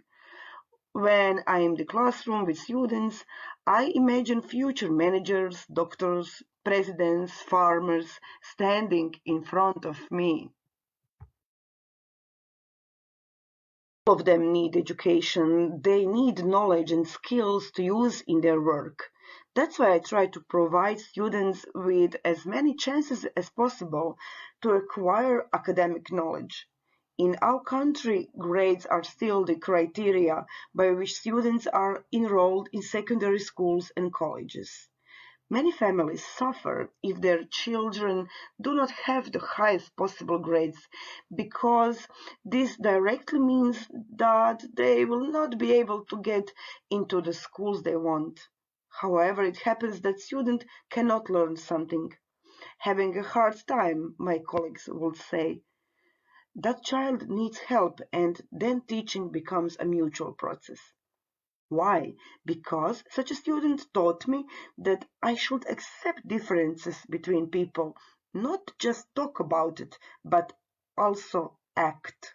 A student who has no diagnosis difficulties, but is still not the best in generation, teach me to look at the world through his eyes. He will become a good man, a good worker, husband, and father. Although he will not have the high grades, he will be happy and fulfilled. Fulfilled. So, student who doesn't have all the best grades make us think, is that the most important thing?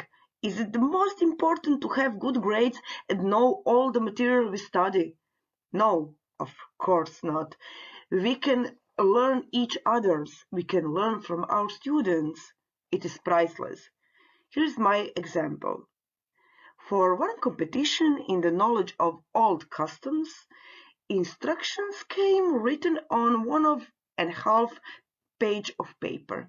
I chose 2 students who will compete. When I gave them the paper with instructions, one asked me if he had to read it all. Can't I see that it's so much text on it? There was a laughter, but also concern. Why did I choose a student who can't even read? So how will he compete? In the next month of preparation, all instructions were verbal. There was no reading, more practical work and conversation. You guessed it. This student was the best competitor and he won. Here's how change in teaching strategy can be fruitful. I will share with you another example. I noticed one girl and she avoids any task related to the use modern technology. She did it in some other ways. She draws, writes, make with hands. After some time, I found out that she has no mobile phone, no internet, no computers, but she was excellent and successful in everything, and she had the highest grades. So how is that possible, you might ask? It is 21st century, you can't go to school without internet. This is a common phrase in Croatia.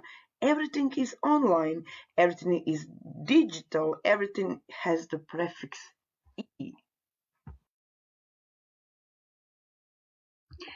This little girl, Mariana, taught me how to be the best even without the help of modern technologies, and in return, I helped her and her family.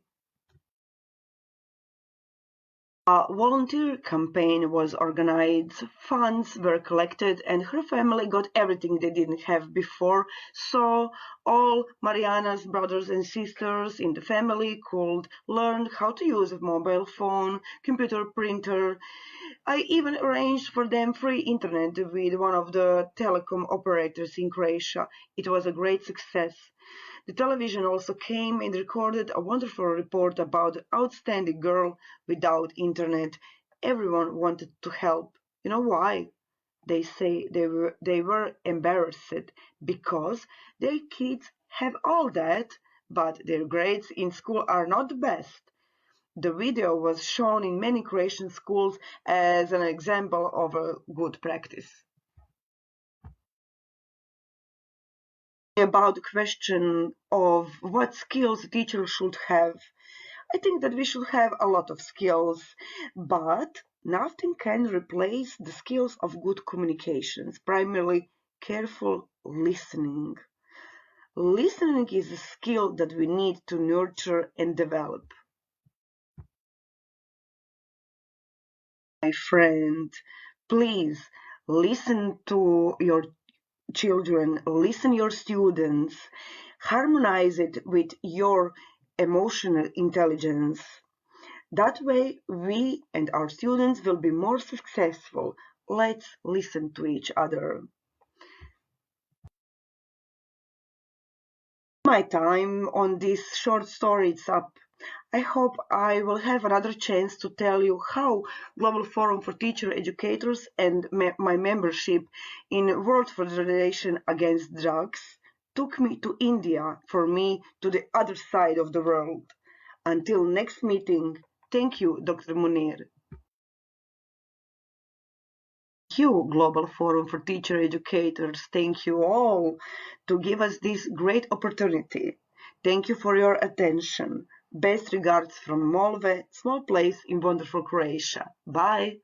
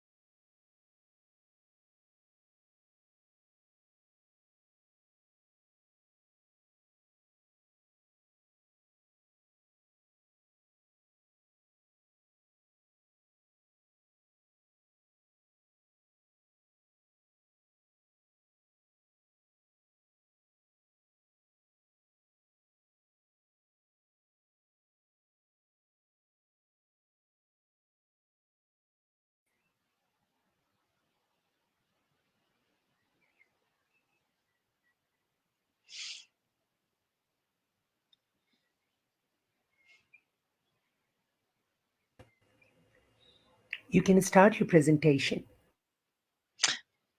Hello, everybody. I'll just get my slides presenting. Brilliant. Thank you very much.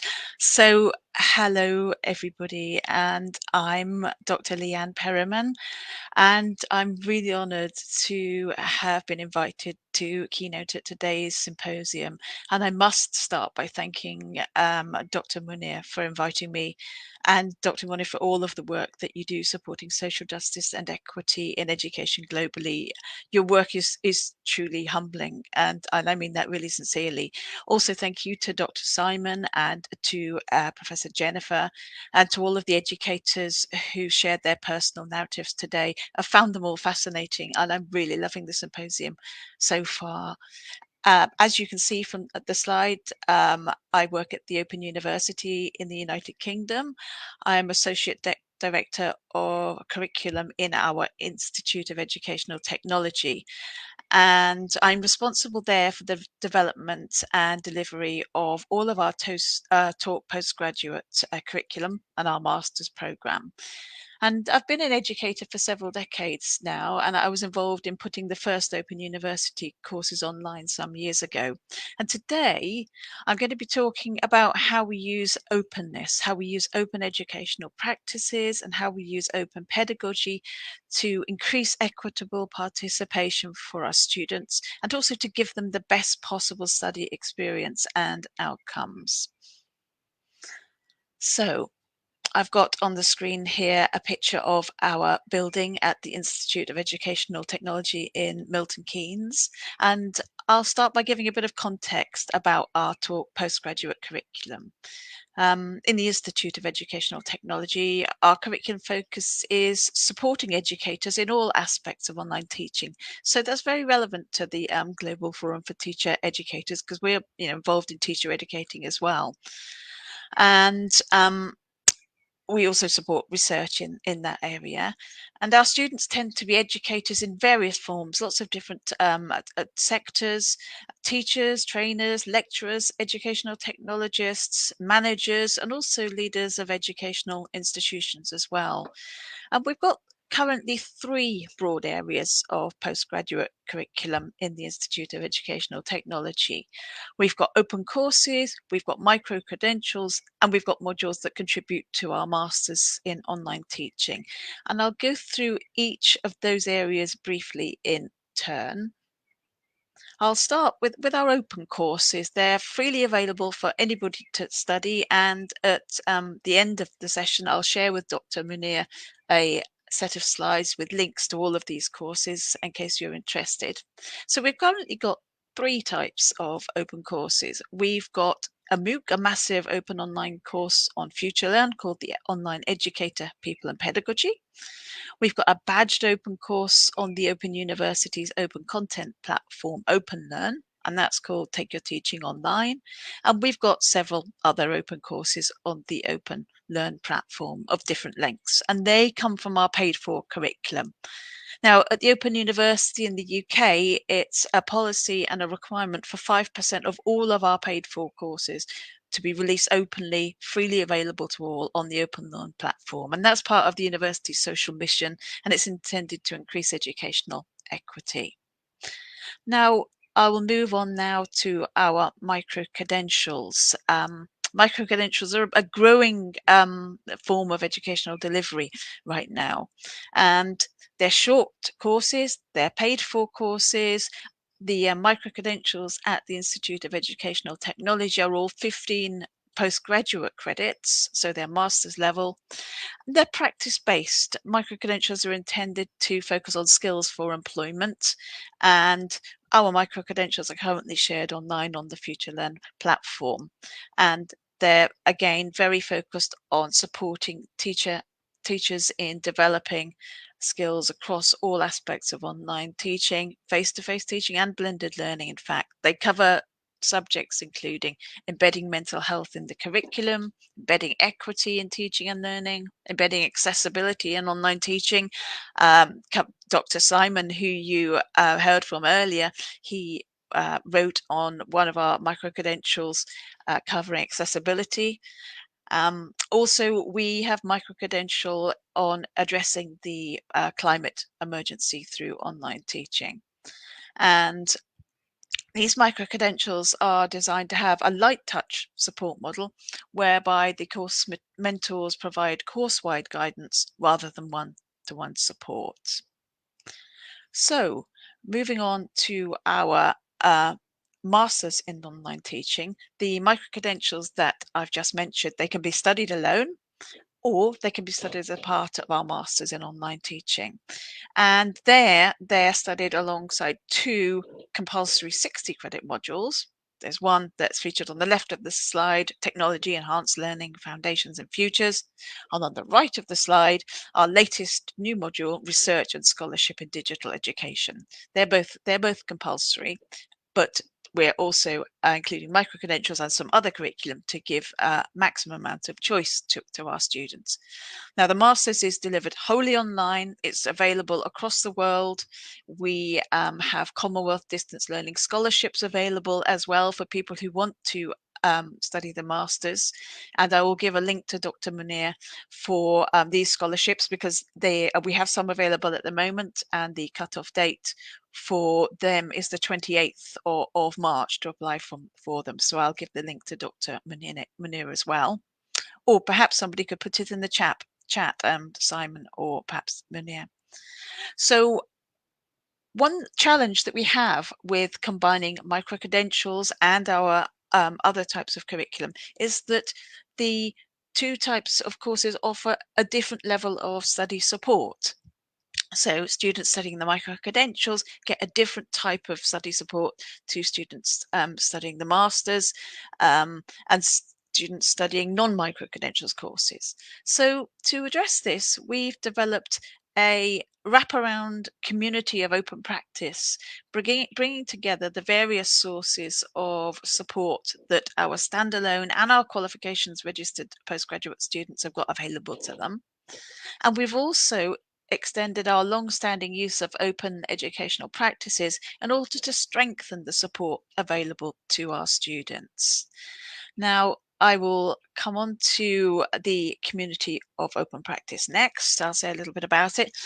The term community of practice, in fact, was introduced by academics Etienne Wenger and Beverly Wenger Trainer in 1991 to refer to groups of people who share a concern or a passion for something they do and learn how to do it better as they interact regularly. As I remember it, it was based on a community of tailors working in Nigeria who learned from each other the skills of tailoring. This diagram here on the slide shows how the community of practice supporting our taught postgraduate students in the Institute of Educational Technology works. It comprises 5 circles, and each of those circles has got dedicated events, all online, and practices and support opportunities. And this sort of support operates on a one-to-many basis throughout the 5 circles. And I'll go through the circles in turn.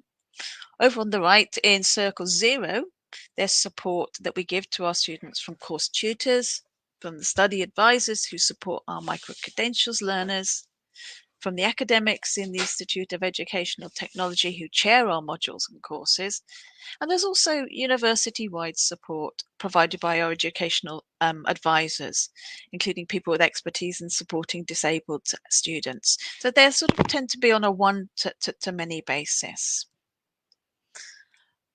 Moving on to Circle 1, there the support moves to a many-to-many model, and in addition to the support offered in Circle 0, peer support is foregrounded here within the confines of a particular module, for example. So educators share good practice and resources and problem solving together, and emotional support between peers is really strong at this level. Possibly due to the quite close confines of a single module. So this support happens within a single module. Support takes place in the course module discussion areas, either on FutureLearn for our micro-credentials at the moment or on our institutional virtual learning environment, our VLE. Now moving through to Circle 2, here Peer support is again foregrounded, and it's available through events and online communities that are open to all of IET's postgraduate students and also to our doctoral students. And that brings the two communities together, adding a further layer of peer support. So it's like an onion, really. We're adding layers upon layers of support and layers of opportunities to connect with each other as each of the circles progresses.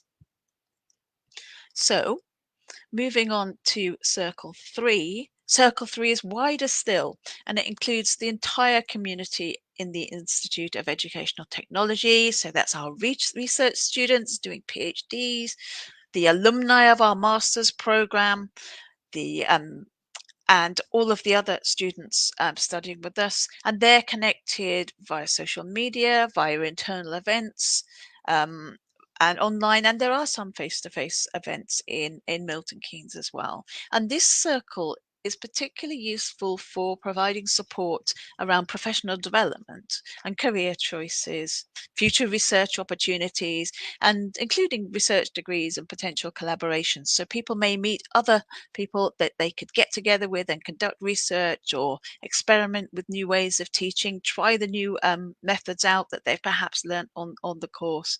And so the collaboration gets sort of stronger and stronger and wider here.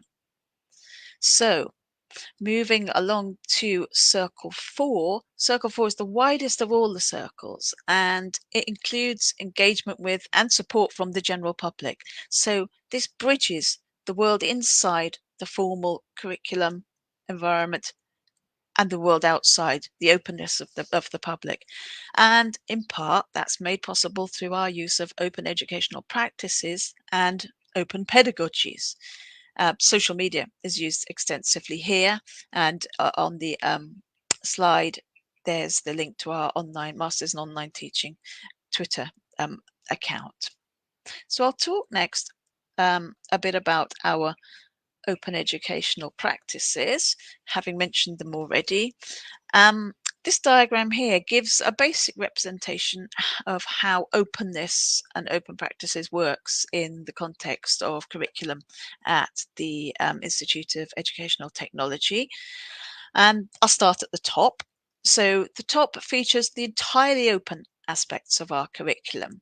The MOOC, the badged open course, and the open learn courses that I mentioned earlier in the presentation. So this open layer helps fulfill the Open University's social mission in providing free access to high quality learning and also functioning as a taster for our courses, a shop window for promoting our curriculum. The taster function is really helpful because it allows people to test out postgraduate study before they sign up for a paid for course to see if it's right for them, to see if the time demands fit their needs, and so on. As these open courses also address content relevant to our curriculum, they can function as additional support for our existing students as well, who may take them on top of the other study they're doing. And this also helps to give more equitable access to learning and improve study outcomes. So, moving to the aspects of openness that are embedded in our paid for curriculum. So that's the bottom section of the diagram. The first two I'll mention, and they're highlighted in the slide here in blue and yellow. And I just noticed actually in the chat somebody saying greetings from Ukraine, and they are the Ukraine colours, aren't they? The blue and the yellow. So greetings to you. So these first two I'll mention, they're open assets and open educational practices, and they're closely related. So the Institute of Educational Technology has a policy of only using openly licensed images. And by openly licensed, I mean images that can be used freely. They don't cost money to use. They can be reused. Sometimes they can be adapted. Sometimes they can be then reshared.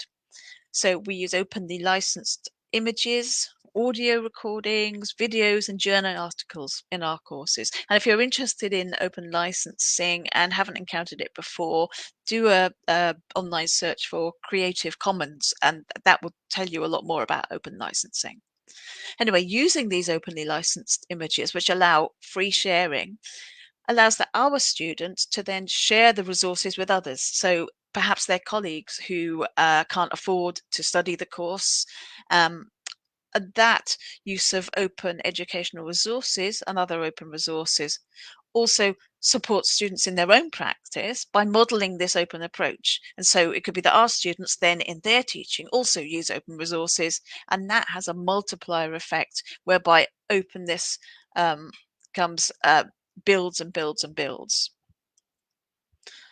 So the use of open educational resources and practices and openly licensed videos is one example of an open educational practice. And other examples include our tutors' use of Twitter and other forms of social media within their teaching to connect their students with the wider world. So I will say that this approach of connecting students inside a master's program with the wider world was absolutely invaluable during the COVID pandemic.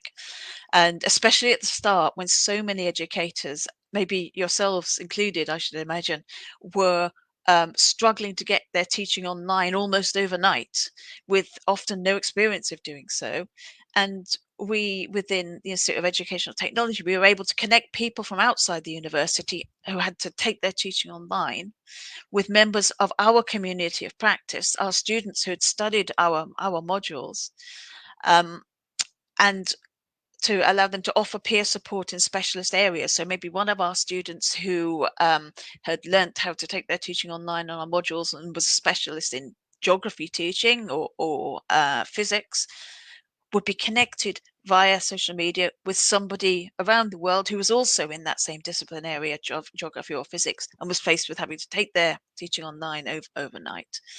And so we were able to connect people from outside the university with members of this community of practice. And we were, in our first call for help, we were inundated with offers of support. I think we had, oh gosh, I think it was about, in the first evening, 170 offers of people agreeing to help other people who are having to take their teaching online. And that's just an amazing feeling, really. And so we operated a buddy system, matching people up with those people who needed that assistance with taking their teaching online. Another example of an open educational practice is our provision of online conferences, whereby our students share their research ideas or their research findings via an online conference open either across the Open University and to alumni of the Open University's curriculum, or to the wider world. And Dr. Simon, who you saw earlier, has been in charge of running our one of our open conferences for some years, and I will also share a link to some of the resources from that. I've included a screenshot of them on the slide here. There are some amazing presentations from students all around the world sharing their research and their interests with other people who are interested in the same sort of things.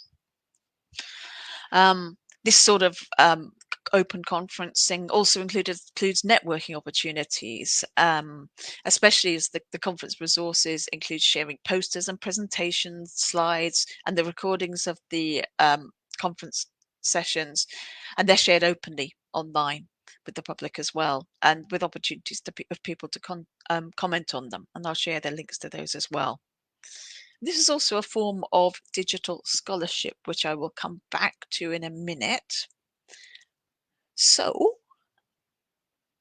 a further aspect of openness that I've touched upon already when I talked about Circle 4 in the community of practice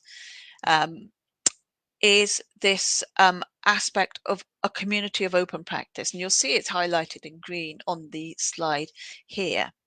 And this involves our bridging the world inside the formal confines of our master's curriculum and the wider world. So we do things like on social media, we use course and qualification specific hashtags to bring people together and link them with externally used hashtags for relevant topics.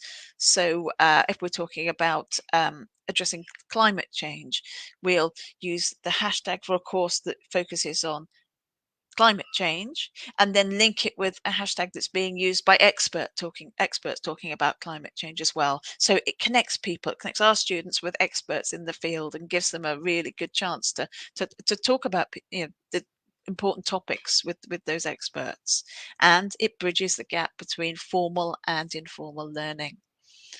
And so this connecting people with experts in the field via open practices, it also supports our students' future career development. And in fact, our students have told us that they've made connections that have led to employment opportunities and research partnerships as well. So this sense of openness, open resources, and open practices, sharing and bridging the paid for world with the open world, is really very, very powerful in increasing access to learning and access to knowledge, and connecting people with other interested people in around the world. So moving on to the final aspect of openness that we embed in our master's curriculum.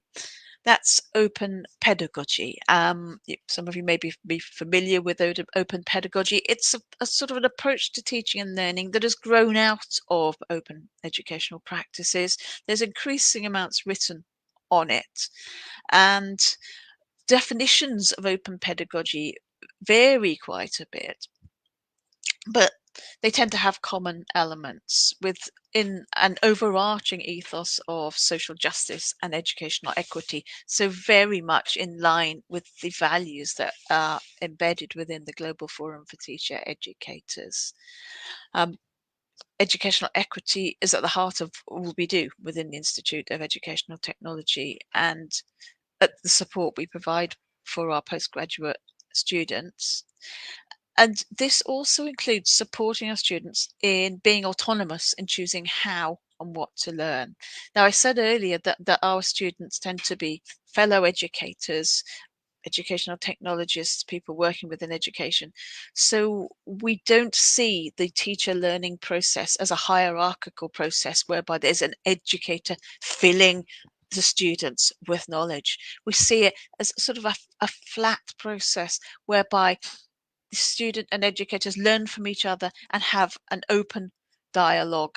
And this is based on a non-hierarchical relationship between educator and learner that was sort of introduced in Paulo Freire's critical pedagogy approach, whereby there's no hierarchy and there's mutual respect between educator and learner. And in fact, a lot of the narratives that we've been hearing today as just talking about just that. Jennifer's presentation talking about just that, this mutual respect, this sense of learning from each other, rather than an educator topping up the learner with knowledge. So that's really important, I think, for supporting learning at all levels, but it works particularly well in our postgraduate curriculum. We also draw on the Universal Design for Learning framework, or UDL. I'll put a link to that in the slides I'll share with Dr. Munir as well. And that is focused on designing courses and learning opportunities so that they're accessible, inclusive, and equitable for all, and so that they offer maximum flexibility in terms of what and how is learned. And that informs all of our curriculum, and it allows our educators to balance supporting learners in being autonomous, in having their own agency, and also offering structure for those learners who aren't ready for autonomy or who want a lot of guidance. So it's balancing the two. Not everybody is ready to have total control over their learning. Some people want more structure, and Universal Design for Learning allows us to balance the two. And I do recommend, if you haven't encountered it already, the website for Universal Design for Learning is incredibly informative. It's open to everybody, and I'll share the links. It's got some brilliant tips, and it sort of fits alongside what Dr. Simon was saying about accessibility and some of the tools available. The things are very, very closely related. So another central aspect of open pedagogy touches on a topic I've covered already, connecting learners with the world outside a formal course, so bridging formal and informal learning. And I've already mentioned the use of social media to connect learners with experts in the field and with peers who could provide practice-focused support, talk about challenges in a particular teaching setting, how to better support a particular learner's needs. Or with whom they can network to perhaps collaborate on a particular project. And for another aspect of open pedagogy involves that coming together to do scholarship and openly critiquing each other's scholarship. So let's say you've introduced a particular teaching technique, maybe the use of a piece of software, a particular approach to teaching, and you want to work out, is this working? You could collaborate with somebody else who's also implementing that same technique in their setting, maybe in a different country, come together and then share the results and say, oh, why did it work for me? Why didn't it work for me? And then share ways of addressing this and improving teaching jointly.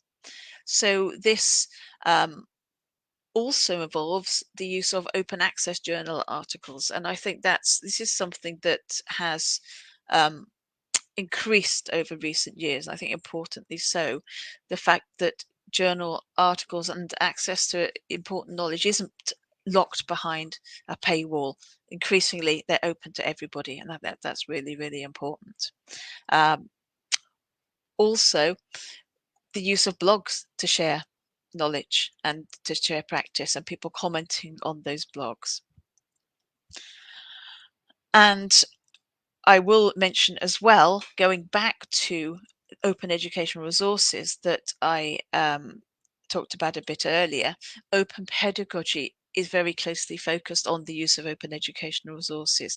So, but again, going back to this collaborative model and collaborative relationship between educator and student, educators and students work together to use and to create and to remix and share open educational resources. So, for example, somebody could have an openly licensed physics textbook and then work together with the educators and the students work together on adapting it for their country or for their particular setting. And this opportunity to localize open educational resources really unlocks the power of them. So oftentimes, open educational resources over the past decade have been released in the West, in the United States, have been particularly prolific in developing open educational resources. But because they're unlocked and openly licensed, it means that, for example, somebody in India could say, okay, this bit is relevant, this bit isn't so relevant. We'll put in some local case studies that are more appropriate to our context, and then we'll reshare it. So again, this is broadening the power and broadening access to quality education. And I will share some links of places where you can find out about how to find open educational resources that might be relevant to your own teaching and that you could localize and adapt and then reshare. And also places where you could share things that you've created yourself for the wider world. So it just brings us all together to share what we know and share what we're able to develop, so that we all have the opportunity to develop our practice and to learn from each other. So I've said a lot about how great openness and open educational practice and pedagogy is, but it's not without its challenges. There are barriers to implementing open pedagogies and practices. These barriers will be different across different settings, different contexts, and for different individuals. We're all different from each other. And I've listed here, I've done quite a lot of research in this area, and I've listed a few of the barriers to open pedagogies and practices that can be faced, and some are relevant in particular contexts. Fear of speaking out in some contexts, and especially for women. Fear of speaking out in online open settings can be a real disincentive to connecting with others in the wider world. So the enclosed environment of a course can be feel like a safe space, but participating in the wider world can be quite a frightening thought. Partly if there are cultural constraints around people speaking out. Also, very, very sadly, but it's a reality, the fear of cyber violence and abuse. The online world is not a universally safe place, and that's especially true for people in groups and communities experiencing oppression and discrimination.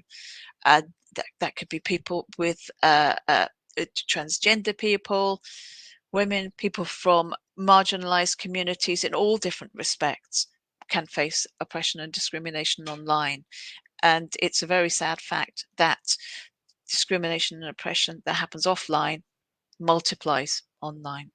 So I will say that educators who do take their learners into open online spaces we do have a duty of care to those learners in order to protect them and should support them, I think, in developing online safety skills and the skills to safely participate in open online spaces. And I'll share a few resources of places where you can find out about sort of handouts and courses that will support learners in safe online participation.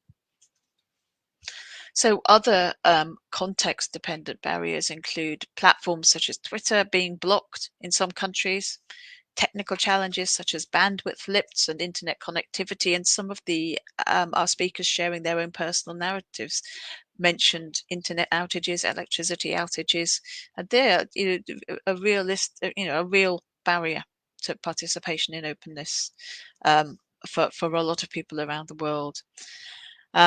Unreliable and dated hardware can make it difficult to contribute to certain online areas. And both of these are often linked with financial constraints. They can be a real barrier to participation and to benefiting from the support opportunities available through open pedagogies and practices. So alongside hardware, software and infrastructure issues, just lack of confidence. It can take quite a lot of braveness and confidence to share your views in the online world openly, I think, for some people. And educators can, as we can help support our students in doing this. Also, digital skills can be a real challenge, lack of digital skills. And I noticed just in the chat, Asaya talking about lack of digital skills, gadgets, financial constraints, data costs, common barriers in Kenya. So yeah, around the world, these things can come together to prevent people from realizing the benefits of open pedagogies and practices and the ways in which they can contribute to equitable education. So that's pretty much what I'd hope to talk about today in my presentation, and I hope you found the overview interesting. I know I've covered a lot of different topics. Dr. Munir will share a special version of the slides containing links to resources and links to some of the things that I've talked about after the symposium, and I'll hope you find that useful.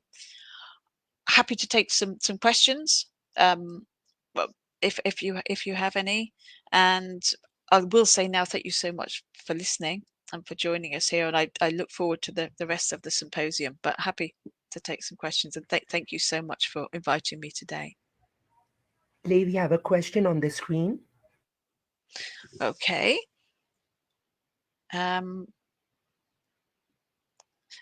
Share more about open educational resources. I see.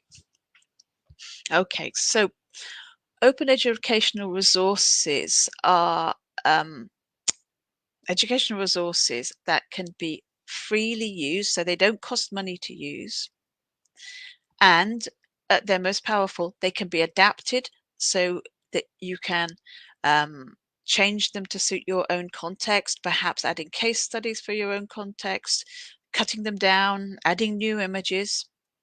They can be reshared, so there's nothing preventing them getting shared with the wider world. So let's say I used to teach in the arts, and I might have developed a handout on analyzing paintings.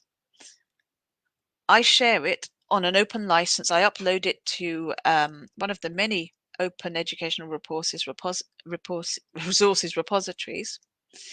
And the license that I attach to it, a Creative Commons license, allows other people then to download it, to amend it as they see fit, to share it with their learners, and then to upload the amended version, and so on and so on. And you can have open educational resources in a wide range of topics. There are millions, actually, if you go out. The Creative Commons website, so that's a good place to start, will tell you actually how many open educational resources there now are in the world. And I don't know how it is millions and millions now openly licensed. And another thing that it does, it allows people to protect their own resources, because they get attribution. So if you've shared a resource yourself, your name will be there. And one of the conditions for resharing it is to say this was produced by Leanne Perriman, for example. And so you get credit for your own work and are able to share it with other people, and also benefit from other people's work yourself. So, and I hope that. Oh, right, I've got another question up. How do you deal with the discrimination challenges? That's a tricky question. I think as an educator, personally, I think in terms of the design of the curriculum, universal design for learning helps to ensure that the curriculum isn't a barrier to participation, and that discrimination isn't perpetuated through the curriculum. Also, and this is addressed in universal design for learning, ensuring people's backgrounds are represented in a curriculum, so people's heritage, people's stories. And I, as an educator, always ask my students to share their own stories and to bring them to the classroom. This isn't just about my stories and stories that have turned up in our courses. It's very much a place to share our own, share each of our stories. Some aspects of discrimination are much more difficult to address. And I think giving people, when I'm studying online, supporting people in having the digital skills to address discrimination online is a very important role of the educator. Elia has said, what is the value of open pedagogy for teachers? I think the value is providing a richer experience for your students. Also, the ability to connect with other educators, to openly reflect on your practice, to learn from others. And I think above all, I think having that non-hierarchical relationship with your students is really fulfilling. We have, as educators, we have so much to learn from our students, and it's a very much a two-way relationship. I did mention in the discussion of open pedagogy briefly that the idea of remixing things. There's a concept I mentioned of renewable assessment, whereby people can create their own assessment tasks and then share them with others. So I think the big benefit of open pedagogy is increasing the amount of resources available and making education more equitable. Sabina is saying, what's the criteria for availing these courses? I'll provide some links about that. I mean, I've talked about lots of different courses. The open courses are available on FutureLearn and on the Open Learn platform, and I'll provide those links. The Open University website will list all of our master's courses, and I'll also provide the links to our Commonwealth scholarships. Salima is saying, how's the value of community of practice help teachers? Our community of practice helps teachers by providing access to peers that they can learn from. So how the community of practice was originally conceived is like that onion model I talked about earlier, whereby people start off at the periphery, and as they connect with people that have more experience than them, or have been around, let's say, as a teacher for a longer time, they learn from them and gradually move towards the center, and ultimately you're the expert. So it's a way of connecting with other people, learning, supporting your colleagues. Priya says, is inquiry-based learning somehow connected to open pedagogy? Very much so. Very much so. They go along the same lines of where the learner finds out things for themselves, has autonomy, and is supported in inquiring rather than having learning deposited in them. So it's very much along the same lines. There's a few more in the chat.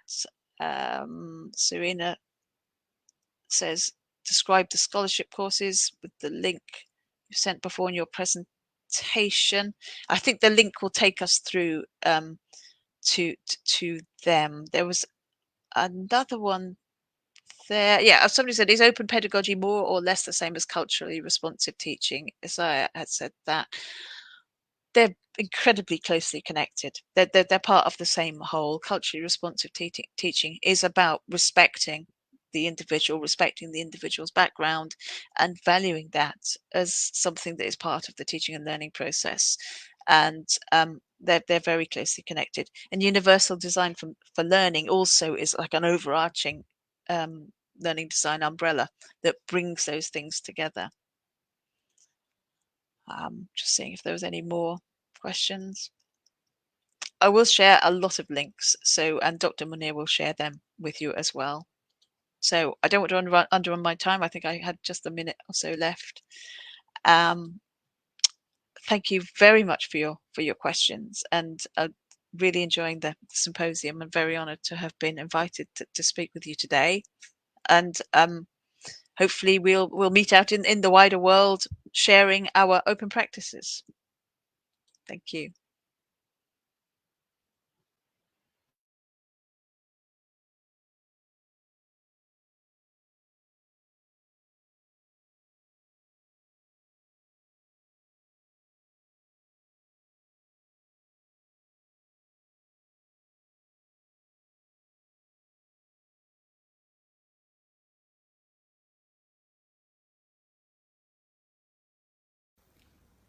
My name is Iuliana Ciubu. I am a physics teacher at Ion Calindero High School at Sanatorium School in Bușteni, Romania. I have over 40 years of experience in teaching, and I was a school principal for 20 years. Our students are all special need. Through their participation on STEAM project, the children gain not only prizes but also academic progress, essential skill, better self-esteem, and international friendship that shaped their life.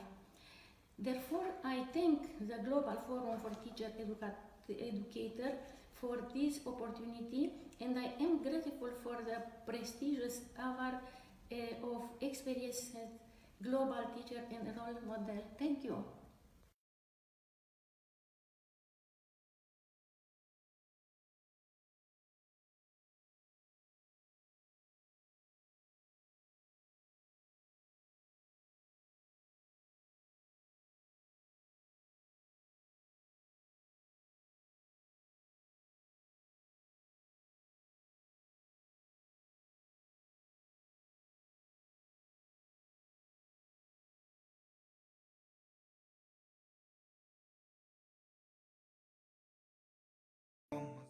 Вітаємо! Ми студенти Одеського фахового коледжу комп'ютерних технологій. Хочемо привітати з наступаючими святами. Особливі теплі побажання нашим захисникам.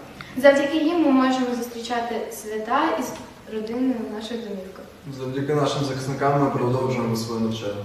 щоб стати гідними спеціалістами у своїй сфері. І відбудовувати нашу улюблену Україну. Дякуємо всім, хто навчається, працює, допомагає і вірить у нашу перемогу. Дякуємо нашим педагогам, які у такий складний час допомагають.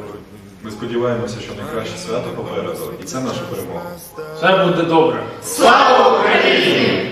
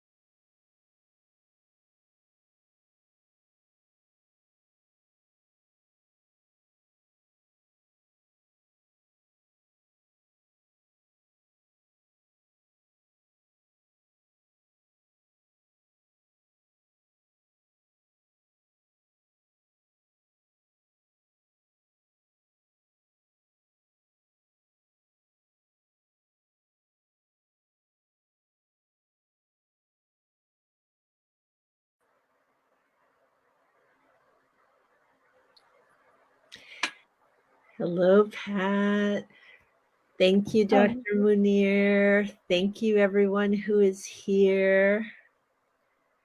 Yeah, thank you, Dr. Munir. And it's wonderful to see this amazing group of people.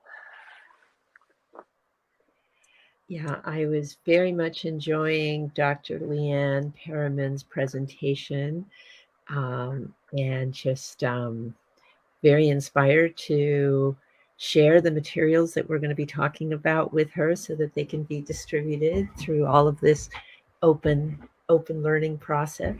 So, yeah. Okay, so shall we start, Pat? Oh, let's do. Yeah, so I wanted to start out by saying that I'm really, really, really glad that we're going to be able to do this as a conversation, because one of the things that we want to do is model and demonstrate some of the basic skills that are involved in the kind of conversational interactions that can really help to de-escalate conflict and to bring forth more understanding. Yeah, and also that, of course, what we're going to be sharing here is in some ways very simple, but simple doesn't necessarily mean easy. And so it really helps if you have the opportunity to practice and reflect and like that. So with that, over to you, Pat. I can't remember what I was supposed to start with. The important thing about transforming conflict, whether it's in the classroom or in community, starts with listening. And we all know how to listen. And sometimes we need a little more than just hearing ourselves think about what to say next. Yeah, so shall we model a little bit? So one of the skills that we find super, super useful is reflective listening. So Pat, may I reflect back what I heard from you? Yes, please.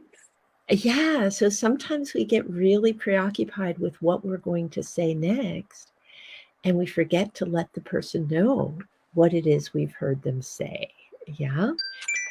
So it sounds so basic, and yet one of the things is that when we're triggered, when we're upset, when we really care, because usually when we're triggered about something, it's because we really care and we start to feel like, well, here's a perspective that's missing, or the other person isn't seeing this, the other person isn't seeing that. And so we get really focused on what we want to say next rather than on helping the other person feel heard. Yeah? Yeah, exactly. And say more, maybe, Rosa, about how listening helps transform conflict. Yeah, thank you. I will.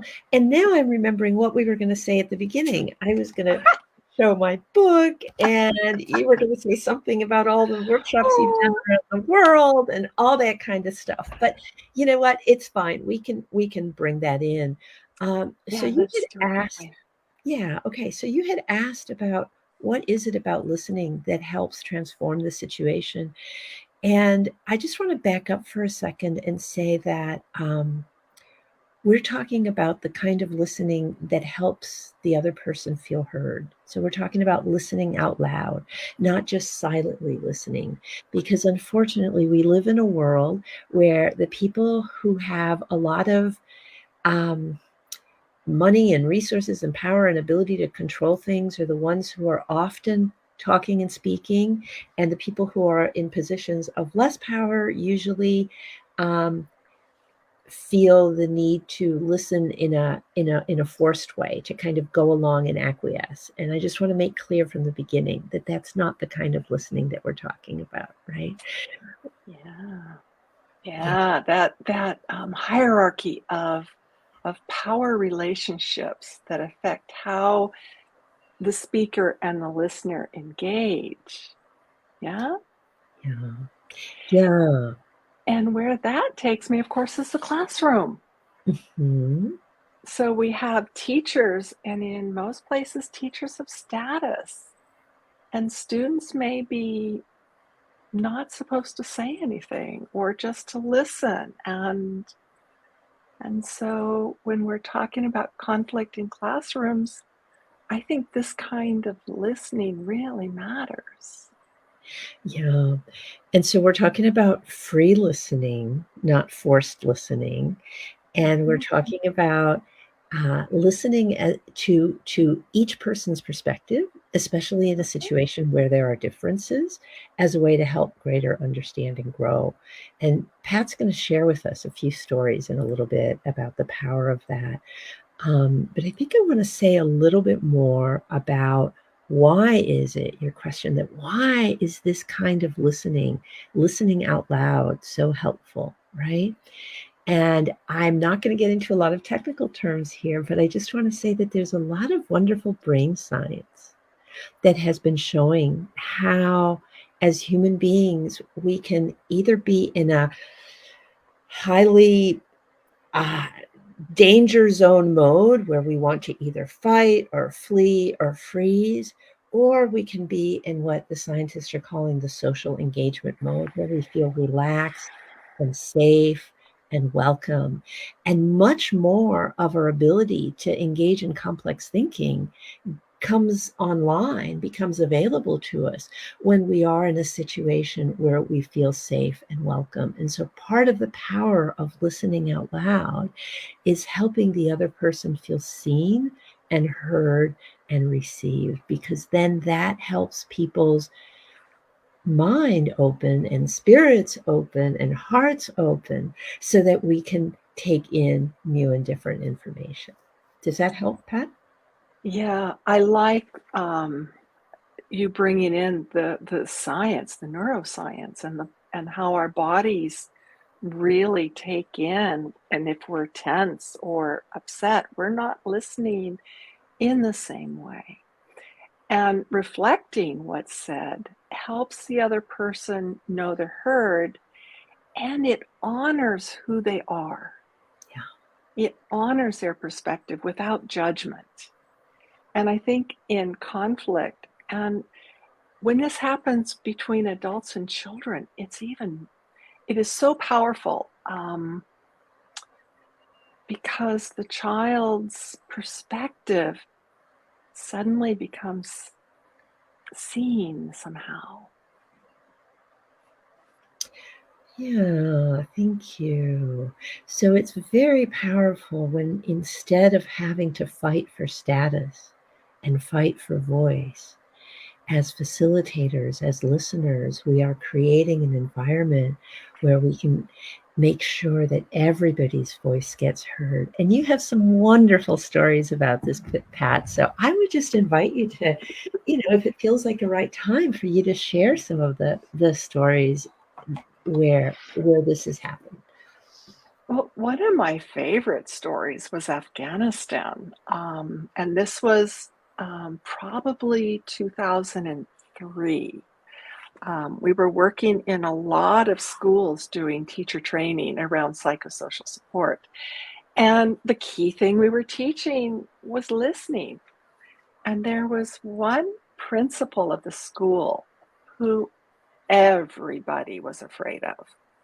When the children would walk by him, if their dress was slightly mussed or they weren't walking properly, he'd hit them, and they were afraid of him. And his voice put all the children a tremble.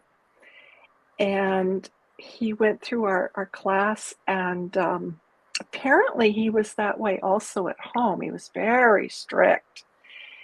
And he wanted to try listening. And so he started listening to the teachers in his school and the children, but it took a while for the children. And he told us that when he went home and he really wanted to hear what his kids had to say, his children would come into the room carrying his tea, and they would be shaking so much for fear that they would practically spill the tea. They could barely get it to him. And he said it took weeks before they realized our dad has changed. And it was interesting that just changing into a listener, I'm doing this with my hands because it really was a shift. And it was a shift. Maybe I should have made the hands go like this because he really started to listen to each person from their heart, from his heart to their heart. And he started seeing them as individuals and as community members. It wasn't just, it was really heartwarming. And he was so thankful at just that simple process of listening and the amazing transformation that listening had. Wow. May I reflect a little bit, Pat, and then ask a few questions about it? Yeah. So this is a story about Afghanistan.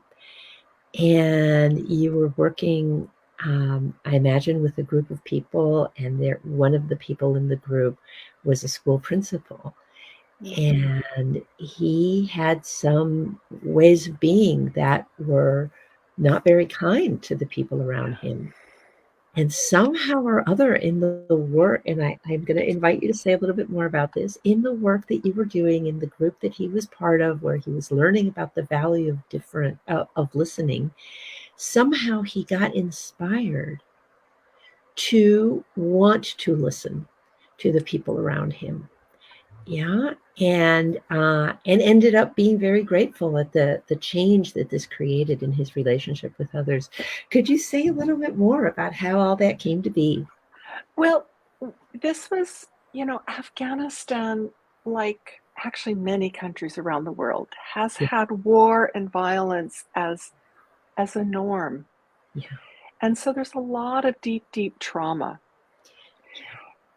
And this trauma is often manifest with quick anger, with changes. And what was interesting about Afghanistan is men particularly often said, I don't want to be angry, but I don't have other tools. Yeah. And so listening became an important tool. And this gentle, I like how you call it listening out loud, was really the start, because it is a way to step back to, oh, this is what I've heard you say. Did I get it right? That have I really heard you? It's not whether I agree with you. It's that I hear you. Yeah. And that was the shift. We actually often started these courses with teachers. We trained over 10,000 teachers in Afghanistan. Wow. And we often started the first listening practice with, go home and listen to somebody in your family, but don't say anything. Don't tell them. Just listen. Let them know you're hearing, but don't say a word. And people would come back with, oh my gosh. So I'm so interested about the context, Pat. So I'm hearing that you worked with a lot of teachers in Afghanistan, and I'm hearing how, how much trauma there is in countries that have been at war for a long time. And I just need to acknowledge the complicity of the U.S. in this situation in so many countries. Like, it would not make sense to not acknowledge that, right? It's so many people here don't want war, and at the same time, we need to acknowledge that our government does things that we don't agree with. So trauma, people not wanting to respond with anger, but the trauma leading them to express themselves that way and not having other responses. And so I'm curious about the context in which, because we've talked before about how in the work you do with communities, you often help people listen inside to themselves, and then you also help them listen outside. And sometimes you start with one, and sometimes you start with the other. And so in this case, I'm curious what the frame was and what the starting point was. So these were psychosocial support for teachers and for helping children, supporting children. And we knew at the beginning that everybody had trauma. Yeah. I think trauma is a human condition. Yes. And we can't judge whose is worse than another's. We all have it. Yeah. If we can take and listen to ourselves the way we would a guest, a valued guest, or a best friend, or I think a valued friend or a treasured guest. If we could listen to ourselves inside in that same way and listen to others, it's like, oh, my best friend is in pain. They've done something that was really stupid, but I'm not going to sit here and tell them they're stupid. I'm going to help them hold that pain, So if we could treat others in that same kind of way as we're listening, we don't have to agree. And it's like the places in us, I don't like that I did that. Oh, and I can forgive myself, or I can hold that. So, so I think inside and outside are the same. And the teachers' classes were really a blending. And we used a lot of your material, Rosa, of dynamic facilitation, which I hope you'll talk some about. But I love how it lets each person speak fully until they've got everything out of them. And they can say, okay, I got it out. Yes. And I think that's the lovely part of helping transform any conflict situation. Yeah, thank you. Yeah, so I want to reflect back on what you said and then add another piece to it. You were talking about dynamic facilitation is one format that I've been trained in, and that we have some free materials that we will be sharing links to for people afterwards. And then I also want to mention the practice of focusing, which is where I know a lot of the psychosocial wellness work that you're doing comes from. And so in focusing, we do a lot of helping people listen inside, and in dynamic facilitation, we do a lot of helping people listen outside to others. And you and I both feel so strongly that these is like the inside and the outside of the glove, right? That we are bringing the same spirit of curiosity, gentleness, compassion to whatever is inside us, as well as to whatever is outside us. And that doesn't mean that we need to agree with someone, as you said a number of times, right? This isn't about agreeing or disagreeing. And I just want to mention that, this can be really hard sometimes when we're in the middle of a major disagreement with another person. And maybe this is a place to bring in, when we were preparing for this, we were talking about the wonderful value of a third person, someone who understands the process, who can come, and when I am a participant, who can listen to me and to my neighbor who I'm having conflict with, and we can each be heard, right? I do think it's possible for us to become practiced enough that we can learn to take turns between speaking, our own role into the conflict, and then holding space for the other person to speak their own role. And yet how wonderful it is when we can support one another by having these skills be so widespread that any of us can come in and hold a listening space for two people who are in conflict. So this is a time to kind of share a little bit of my vision. I want conflict de-escalation, conflict transformation skills to be in the next century like reading and writing and math are today, right? Yeah. I want these to be skills that all of us have access to because we really need them. Yeah. And so, yeah. Yeah, just to reflect a bit, the curiosity, the kindness, the gentleness, and that importance in the world. And that these listening skills are so important. And sometimes it takes a third person. Sometimes we are so wrapped up in the pain of the conflict that we have trouble stepping back enough ourselves. We need a third person there. And finally, that it becomes a way of life globally. Yeah. And wouldn't it be wonderful if it starts in the classroom with kids? Yes. And the kids take it home. Yeah. Yes, that too. And there's a little bit more that comes when I hear your reflection, because that's often what happens when we feel really well heard by somebody. We're like, oh, yes, and here's this little bit I forgot to say. It's like our creative brains turn on, right? And so here's the thing. A third person who doesn't need to necessarily be a professional that we're paying lots of money to, right? One of the things you and I in the focusing community, we teach people to focus, and people can hold space for one another. I come from a strong peer counseling tradition where people know how to hold space for one another on a one-on-one basis.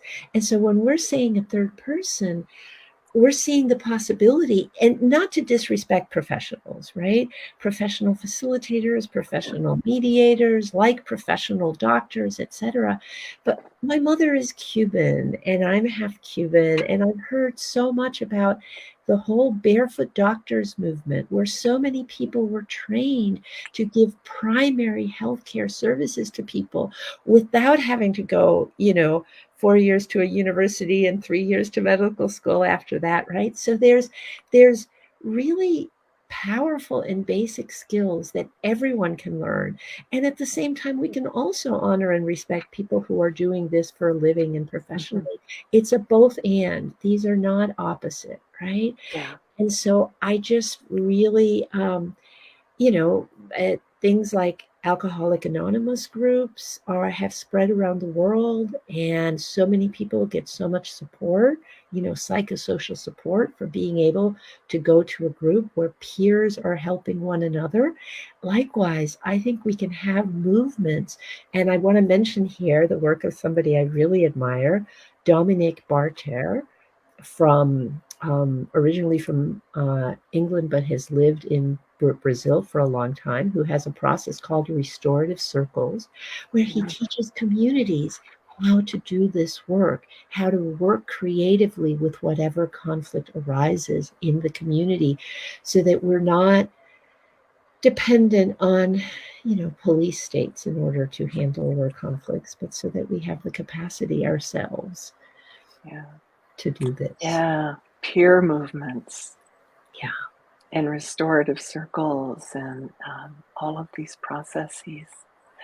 I love the idea of peer. I think there's too much going on that we wait for a professional. Mm-hmm. And listening does not require professional skills. It requires practice. Yes. And I love models like child-to-child models, peer sharing. I think you're talking about Barefoot Doctors as a really good model. For instance, we know that hand washing is easy to teach and spreads out and saves a lot of lives, particularly of children, from diarrhea. Well, listening can be spread the same way, and we've seen it done. In Afghanistan, in these schools, when the teachers used the listening practice at school, the kids ran home and shared it with their moms and with their brothers or sisters or dad, It just rippled out. And I think that's why we put so much energy with teachers in Afghanistan, because it could make a huge difference in it. And we saw amazing differences, both in the classroom and in the communities. Yeah. So thank you. Thank you, Pat, for mentioning how the work can ripple and how the work can spread, and why it's so important to work with teachers, because then they work with children, and then children take it to their families and all of that. I wanted to switch gears just a little bit for a moment and invite you to consider sharing at some point a story you had told me before about how, in addition to the listening reflection, sometimes it can be really helpful to have a written reflection. Would this be the time for that story? Sure. And this I learned from you. It's dynamic facilitation, and it was in Pakistan, in working with people that were displaced from the tribal areas because of all the different violence, insurgents, local actors, military, internationals, lots of people were displaced, and there's a lot of trauma and a lot of death. And so we did dynamic facilitation. We put 4 sheets of paper up on the wall, and we had several people come up and be the scribes. And this was done in the language of Pashto. It wasn't done in English. And the women asked for a particular topic.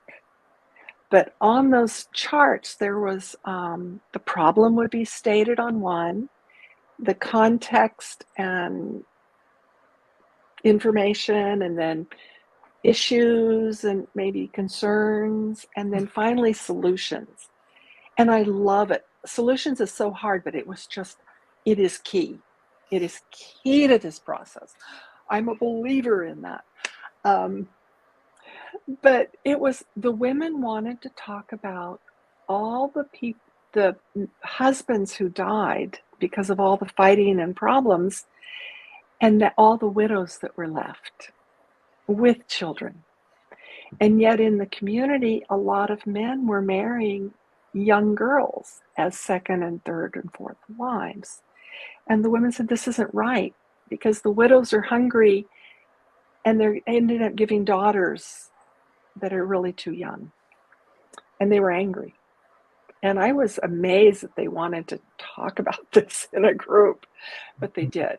And so the woman stood up and she stated the problem, and we filled out the sheet, and is there more? And some man wanted to stand up and go, yes, but, and it's like, okay, wait a minute, sir, your turn will come. Let's finish here, and then I'll come to you. And we just did this back and forth, and it really was back and forth between men and women. And about an hour or so into the process, I could feel a shift in the room as they were doing this. And a very religious, I don't know if he was an imam of a mosque or something, but he stood up and said, wait a minute. In our traditions and in the Quran, it says the following, and he quoted the verses. And it was the point that it was important in war that communities support the women and children, the widows and orphans. And that was where their emphasis needed to be put. And everybody came on board. Men and women joined. And they spent the rest of the time problem solving. How could they better support widows and orphans in their community? And it was wonderful because you could just feel the change in the room from adversarial to this amazing cooperation. Mm-hmm. Oh, thank you so much, Pat. That's such a moving story every time I hear it. And I believe you mentioned that part of what, at one point when you shared the story with me, you had mentioned that part of the shift involved a growing willingness amongst the younger men to consider that if they wanted to take a second or third wife, that they might want to consider a woman who was widowed who had children. Yeah. Yeah. Wow. Yeah. Wow. Yeah. Yeah. Yeah. So the shifts that can happen when everyone in the room feels like they have been heard, right? Yeah. And I know that can be hard, as we were saying sometimes. When we have a really strong position, it can be easy for us to say it, but it can be hard for us to hear the strong position that somebody has on the other side, right?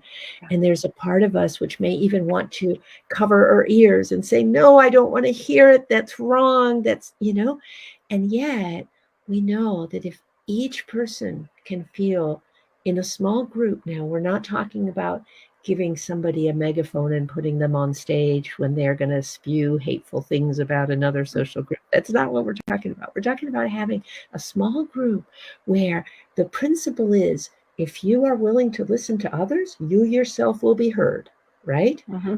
Each person is going to have a chance to speak, but it's not like you say your piece and then you run out of the room, right? You're all there and we're all going to hear each other. And when we have that circle in which each person can share their perspective and be heard, It's like, if you feel that your perspective has been heard, this is what so many I've been interviewing facilitators for my doctoral research project, and what so many facilitators have said about their work is that when somebody feels like they have been heard, you can feel how their ears open and they become more able to hear others. Right? Exactly. Yeah.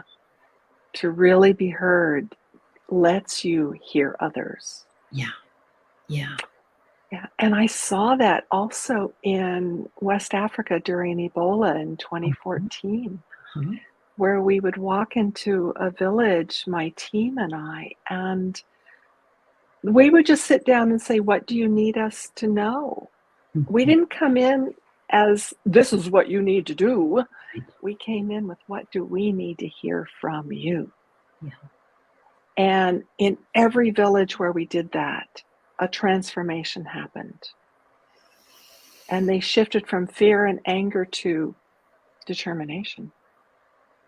And in very positive, community-based determination to operate as a community and as a whole unit. Wow. Yeah, so fear and anger initially, because here is this virus, this Ebola that is spreading, and it's very scary. People don't really know how it spreads. There's rules and regulations coming down which they may not understand, which may go against cultural customs. And so having a chance to be heard first. And then can you say a little bit more about this whole process? Well, I think the other part of that, in that listening process, and we had a lot of students that really wanted to be active and help us do this work. It is being heard so that you get past that anger and fear. And it was in a very cultural way. We weren't coming in as experts. We weren't coming in as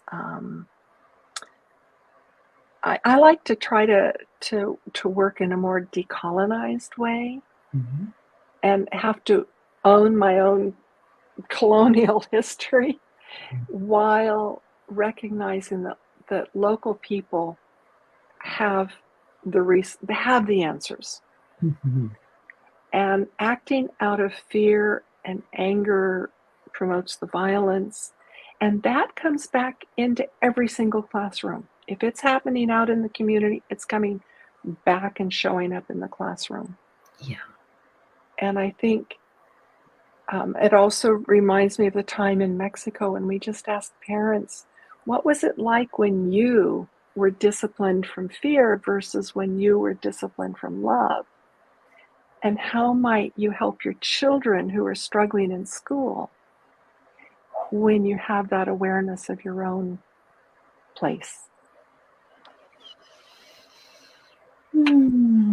Pat, yeah, so switching from Liberia to Mexico, and you're starting to tell a story about working with parents on issues of discipline and inviting parents to think about this key difference.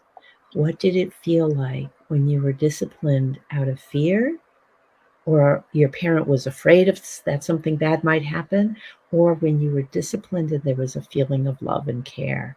And what were the differences in those experiences? And just inviting parents to reflect on that and then share that, I'm sure, caused something to happen. Do you want to tell us? It was more of the story. What happened was the teachers and the parents and the principal of one of the local schools really sat in small groups and talked about the shared possibilities that it transformed out of, why are you kicking my son out of school, into how do we collaborate and help this child? And the parents came away feeling empowered. They didn't come away feeling like they were talked down to. that hierarchy between teachers, principal, and parents shifted into a collaboration of equals with different roles. And I think that's one of the keys when we're talking about conflict transformation, that listening process. And I always believe in the value of local solutions. Yeah. And listening lets that happen. Yeah. Listening allows us to invite and welcome the creative spark within each person, right? The brilliance within each person, the kindness and creativity and desire to contribute after they've had a chance to have their anger and frustration and pain be heard, and we're still listening. There's a whole other layer under that. Yeah, and the respect can be retrieved or maintained in this active out loud listening. Yeah. So I'm really curious. I would love for us to listen to our the folks who are here watching. If anyone has questions, how to collaborate in a toxic environment when colleagues are not willing to collaborate. Yeah. So I just want to really acknowledge, for starters, I want to acknowledge the influence that environments can have, right? And the influence that context can have, because we talk about climate, and when there's a long history of backbiting, when there's a long history of fear, when there's a long history of competition, when there's, people talk about organizational trauma, when there's been bullying or abuse by an administrator, or a lot of people have been fired with no warning, any kinds of things. It's like there's atmospheres can be created that are toxic. So I just want to acknowledge that in the first place. And then what do we do to help make a difference, right? So my first response, and then how can a student deal with a broken family? So we'll go there in a moment, but I want to say a little bit more about the toxic environment. I think, the first thing for those of us who've been on airplanes, they say, put on your oxygen mask first before attempting to help somebody else. So I think that it's really important that we figure out how can we find some support for ourselves, right? So maybe there is one other teacher in that environment that we get along with, that we like, and we can say, okay, how can we create a little bit of a listening partner with this one other person where we can take turns to listen to each other, so that we can, a little bit of venting is fine, but then also just really support each other's creativity, support each other's resourcefulness, right? And that happens naturally when we have some basic agreements about, this is where the focusing partnership guidelines can be really helpful. Those are on the focusing.org website. But anyway, we can create a listening partnership with one other person so that we have a safe space. And it may not even be inside the school. It may be somebody we know who is working in a different toxic environment. Maybe they're working in a toxic office, right? But how can we create support for ourselves, a little island where we can feel heard, we can be hearing another person, we can be taking turns, and use that to then have a little island of sanity where we can think, well, what's the second step? What's the third step? Yeah. I'm curious to hear how that lands for the person who wrote that in. And Pat, did you say something? I'd like to also, I would like to hear how that landed. Mm-hmm. And I think conflict tends to be toxic, and recognizing that and saying, and I love, Rosa, what you said about making sure you get your own supportive system. Self-care is number one.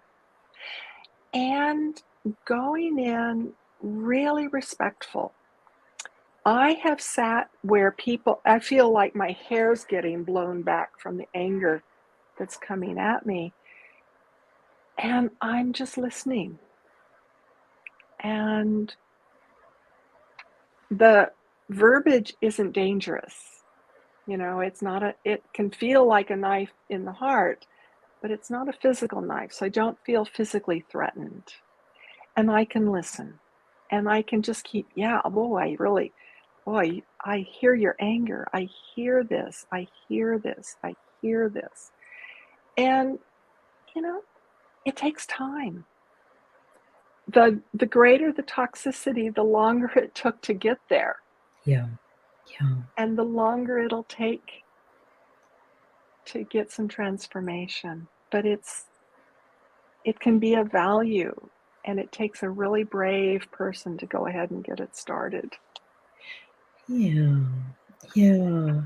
And, you know, we do have to be careful about our own triggers, right? And find sources of support for us to be doing this work. Number one. Yeah. Yeah. So there's another question. Sabina Victor is asking, how can a teacher deal with a student who has come from a broken family? Yeah. Oh, yeah. And that child, that student, regardless of age, needs listening to. Yeah. Needs a safe place to be able to talk or not talk. To recognize the signs of your culture of when a child is in pain. And that is not a universal. That is culturally, community determined, and teachers know when it's a child in pain. And that's when you could sit and just hold space, listen. Yeah. And I'm wondering too, Pat, about, you know, the step of normalizing, because I'm wondering how many other children also have had experience with a broken family in that classroom. It's somewhat unlikely that that would be the only child. And then I'm imagining a situation where we might want to have an art activity where students can draw. How does it feel when your parents are arguing? Because even if many of the families are not broken, we as children, many of us can relate to how painful it is when our parents are having a fight, right? And maybe then have a question of, and what do you do that helps you feel better when your parents are arguing, right? How to deal with toxic siblings and parents when they directly attacked teachers instead of realizing the students' problems. So this sounds a little bit like the situation that you had in Mexico, Pat. Is that close? Where the teachers were being attacked? I'm wondering, actually, is it physical or verbal attack? Because I can picture both depending on the culture. Thank you, Ali, for this question. Yeah. I think it takes a lot of listening with the student, that the teacher is really an advocate for the student. And I know I've worked in a number of cultures where the child is perfect and it is the teacher's fault. And that, especially, it depends on the order, the birth order, if it's the oldest son. But I'm yeah, sorry. go ahead. I didn't quite understand, Pat, so I'm going to reflect back. Are you saying that in some cultures where you've worked, the families assume that the child is a perfect child and that if they're having trouble in school, it is the teacher's fault? Is that what you meant? But I also wonder that when the child gets home, thank you, verbal. When the child gets home, I'm sure the child will also receive pressure at best and punishment at worst for that whatever's happened in the school, but publicly it's going to show that it's got to be the teacher's fault. So there's a public-private aspect here. Right. So in some situations, the parents might be publicly blaming the teacher, but they might realize that their child may also be playing a role in the situation. So, I just want to say here that in the best of all worlds, we would have a situation where we could have a restorative circle where the student, the teacher, and the parents could all be heard, right? And where people would be looking to understand what each of these folks are saying. And we don't live in that world yet, many of us in many situations, but understanding that so Dominic Barter talks about a conflict system. So he has this beautiful vision of that every school should have a conflict room, right? Which is not a place of punishment, but where you have some soft pillows and chairs so that when people are in conflict, they can come and they can hold a conflict circle and have a comfortable, beautiful space where each person can be heard. Because as one of our contributors is saying about toxic environment, at first try to find out what are the reasons for such an attitude. Yes. Attempting to understand what is going on. What are the conditions, and understand, not like we're trying to logically analyze, but again, we're trying to listen. We're trying to reflect back. We're saying, is that accurate? Am I hearing you right? So that as people begin to feel heard, they begin often to also be more open about what's really going on. Yeah. Mm-hmm. And I'm so sorry I can't read your name. It looks like Aneha, but I'm sure I'm saying it all wrong. But thank you so much for your wise comment about the importance of attempting to learn about what are the underlying attitudes. And Jana is saying, yes, we all need to slow down, and it takes a lot of patience to listen and to try to understand. Yes, thank you. Thank you very much, Jana.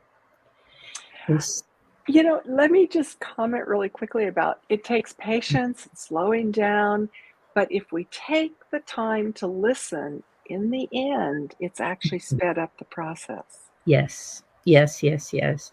Absolutely. In the organization to development field, we have this a saying that talks about going slow in order to go fast, right? If we Exactly. And it's true. It's true. Yeah. And Liberia, Africa is proof. With Ebola, they were the first country of the 3 that had it to get rid of it because they slowed down and listened. Wow. Yes, thank you so much for bringing that powerful example. We have a comment here, a question from Serena asking about, in some schools in Pakistan, some teachers are creating conflicted environments among staff members. Yes, how to overcome Seen it, been there, done it. Yep. Yeah. And that's not just Pakistan. It's not. I think it's work environments can have this happen. Yeah. I've worked with Waldorf schools here in the US that are wonderful schools, teachers very dedicated to creating beautiful environments for the children. And yet with one another, it's so easy to get into conflicts and play the blame game and things like that. So it takes a lot of effort and energy to turn that around. But again, starting small, finding one person, right? Don't try and do it alone. Try and find one other person, and then take turns giving each other some attention first so that you can be heard in your frustration, but then so that you can be heard in your creativity, right? And just growing it bit by bit by bit, right? If you can then, when the two of you have a really good listening partnership, see if you can invite a third person in and then have a little listening triad. And you need to create a energy of positivity and understanding that is then growing and growing and can really help the larger culture turn around. Thank you, Aaliyah. Yes, thank you. Yeah. Yeah, Fauzia, thank you so much for your comment. You're saying, what a wonderful thought, understanding people behind their anger with listening. I want to share a metaphor that really struck me once when I heard it a long time ago. Somebody was talking about how, usually an animal will only attack you if it feels cornered, right? If it feels like it's up against a wall and it can't do anything else, then it'll strike out, because oftentimes our first instinct is to run away. And so the translation for that, in terms of applying that to human dynamics and working with groups, is, as a facilitator, I don't ever want to help create a situation where someone is going to be shamed publicly, right? Because that is the worst kind of experience for then people to lash out in anger. So I try to, if it's a conflictual kind of a situation and I'm in a facilitator role or a mediator role, I will try to often meet with the individuals beforehand and establish a relationship with each of them so that they can feel heard, so that they can feel safe, and explain to them the process so that then when we come together, people are already starting to feel a little bit more trust that there is at least one person in the room who will be there to listen to them, because we need to create an environment that brings out the best in each other, not an environment that brings out the worst. And usually when people are striking out in anger, it's because underneath they feel either terrified or hurt or both, deeply threatened in some way, or traumatic, traumatic re-triggering, right? So it's all about, how do we manage our nervous system so that we can invite people into a place where they can feel more connected with themselves and with their heart and with one another. Yeah, should we show the slides? Sure. I don't know what our timing is. I'm not paying attention. Yes. So this is the title of our talk, From Conflict to Creative Collaboration for Teachers and Teacher Educators. And then there's a free online version of the Dynamic Facilitation Manual in English. There's also a free online version of the Dynamic Facilitation Manual in Spanish. It has actually been translated into German as well, but I don't have there's no free online version of that. And then there's a wonderful manual that Pat created on addressing Afghan children's psychosocial needs in the classroom. And to access this resource, it is free, but you will need to create an account on this library. You just go to the website and then you just give them your email and your name and email and all that. And then you're logged in, and then you will see the download button to be able to download that freely. And I would like to say, if you email me at my email here, that we have got resources in Pashto, a little bit in Urdu, in Dari, and in Spanish. Great. Thank you so much. And I did not put my email on there, but rosa@thelisteningarts.com or rosa@thelisteningarts.org. Both of them will get to me. I had a problem with my Diapraxis email at some point, so I'm feeling a little wary about that one, because for a few months I was unable to access it at all. And I felt really badly, if people were trying to get a hold of me and were just not getting a response. But you can use rosa@thelisteningarts.com. That's the sign up for my newsletter, and rosa@thelisteningarts.org. That's my personal blog, where I write a lot about different aspects of listening. So, and I just got reminded we do have it in Japanese. Wonderful. And then these are the 2 other volumes, but these are not available free. So, yeah, thank you. Well, thank you so much, Dr. Munir. This has been a wonderful experience to be able to be here on this symposium that you've organized. And thank you to everyone who has come and attended and offered us your questions and your comments and your insights. Yeah. Thank you very much, Dr. Munir, and to everybody here. Thank you. Hello, Global Forum for Teacher Educator members. Thank you for this opportunity. I'm Lila Duffy, and today I will be singing We'll Meet Again.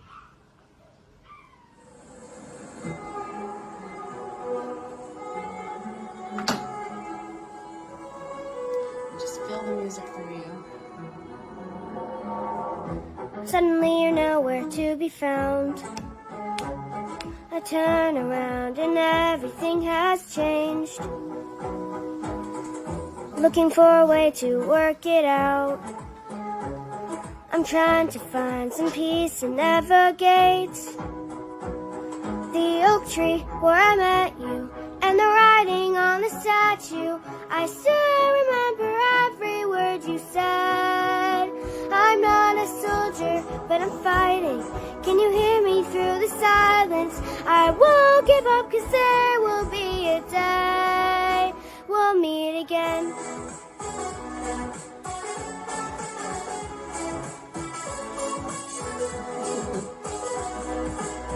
We'll meet again.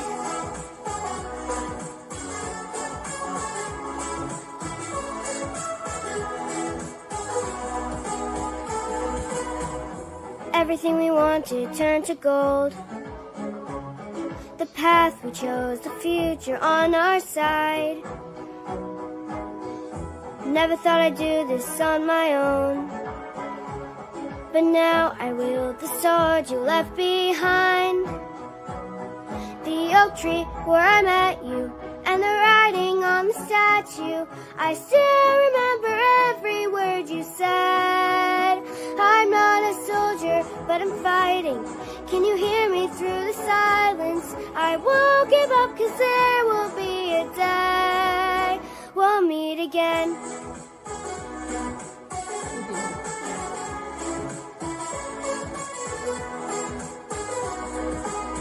We'll meet again.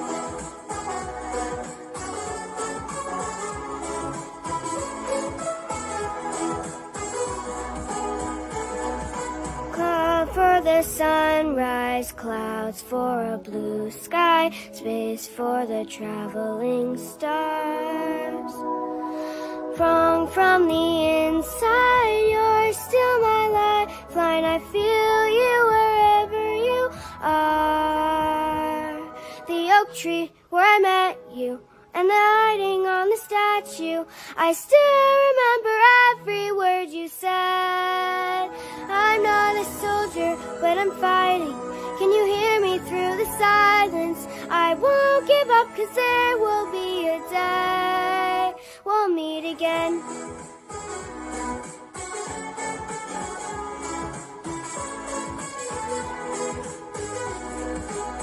We'll meet again.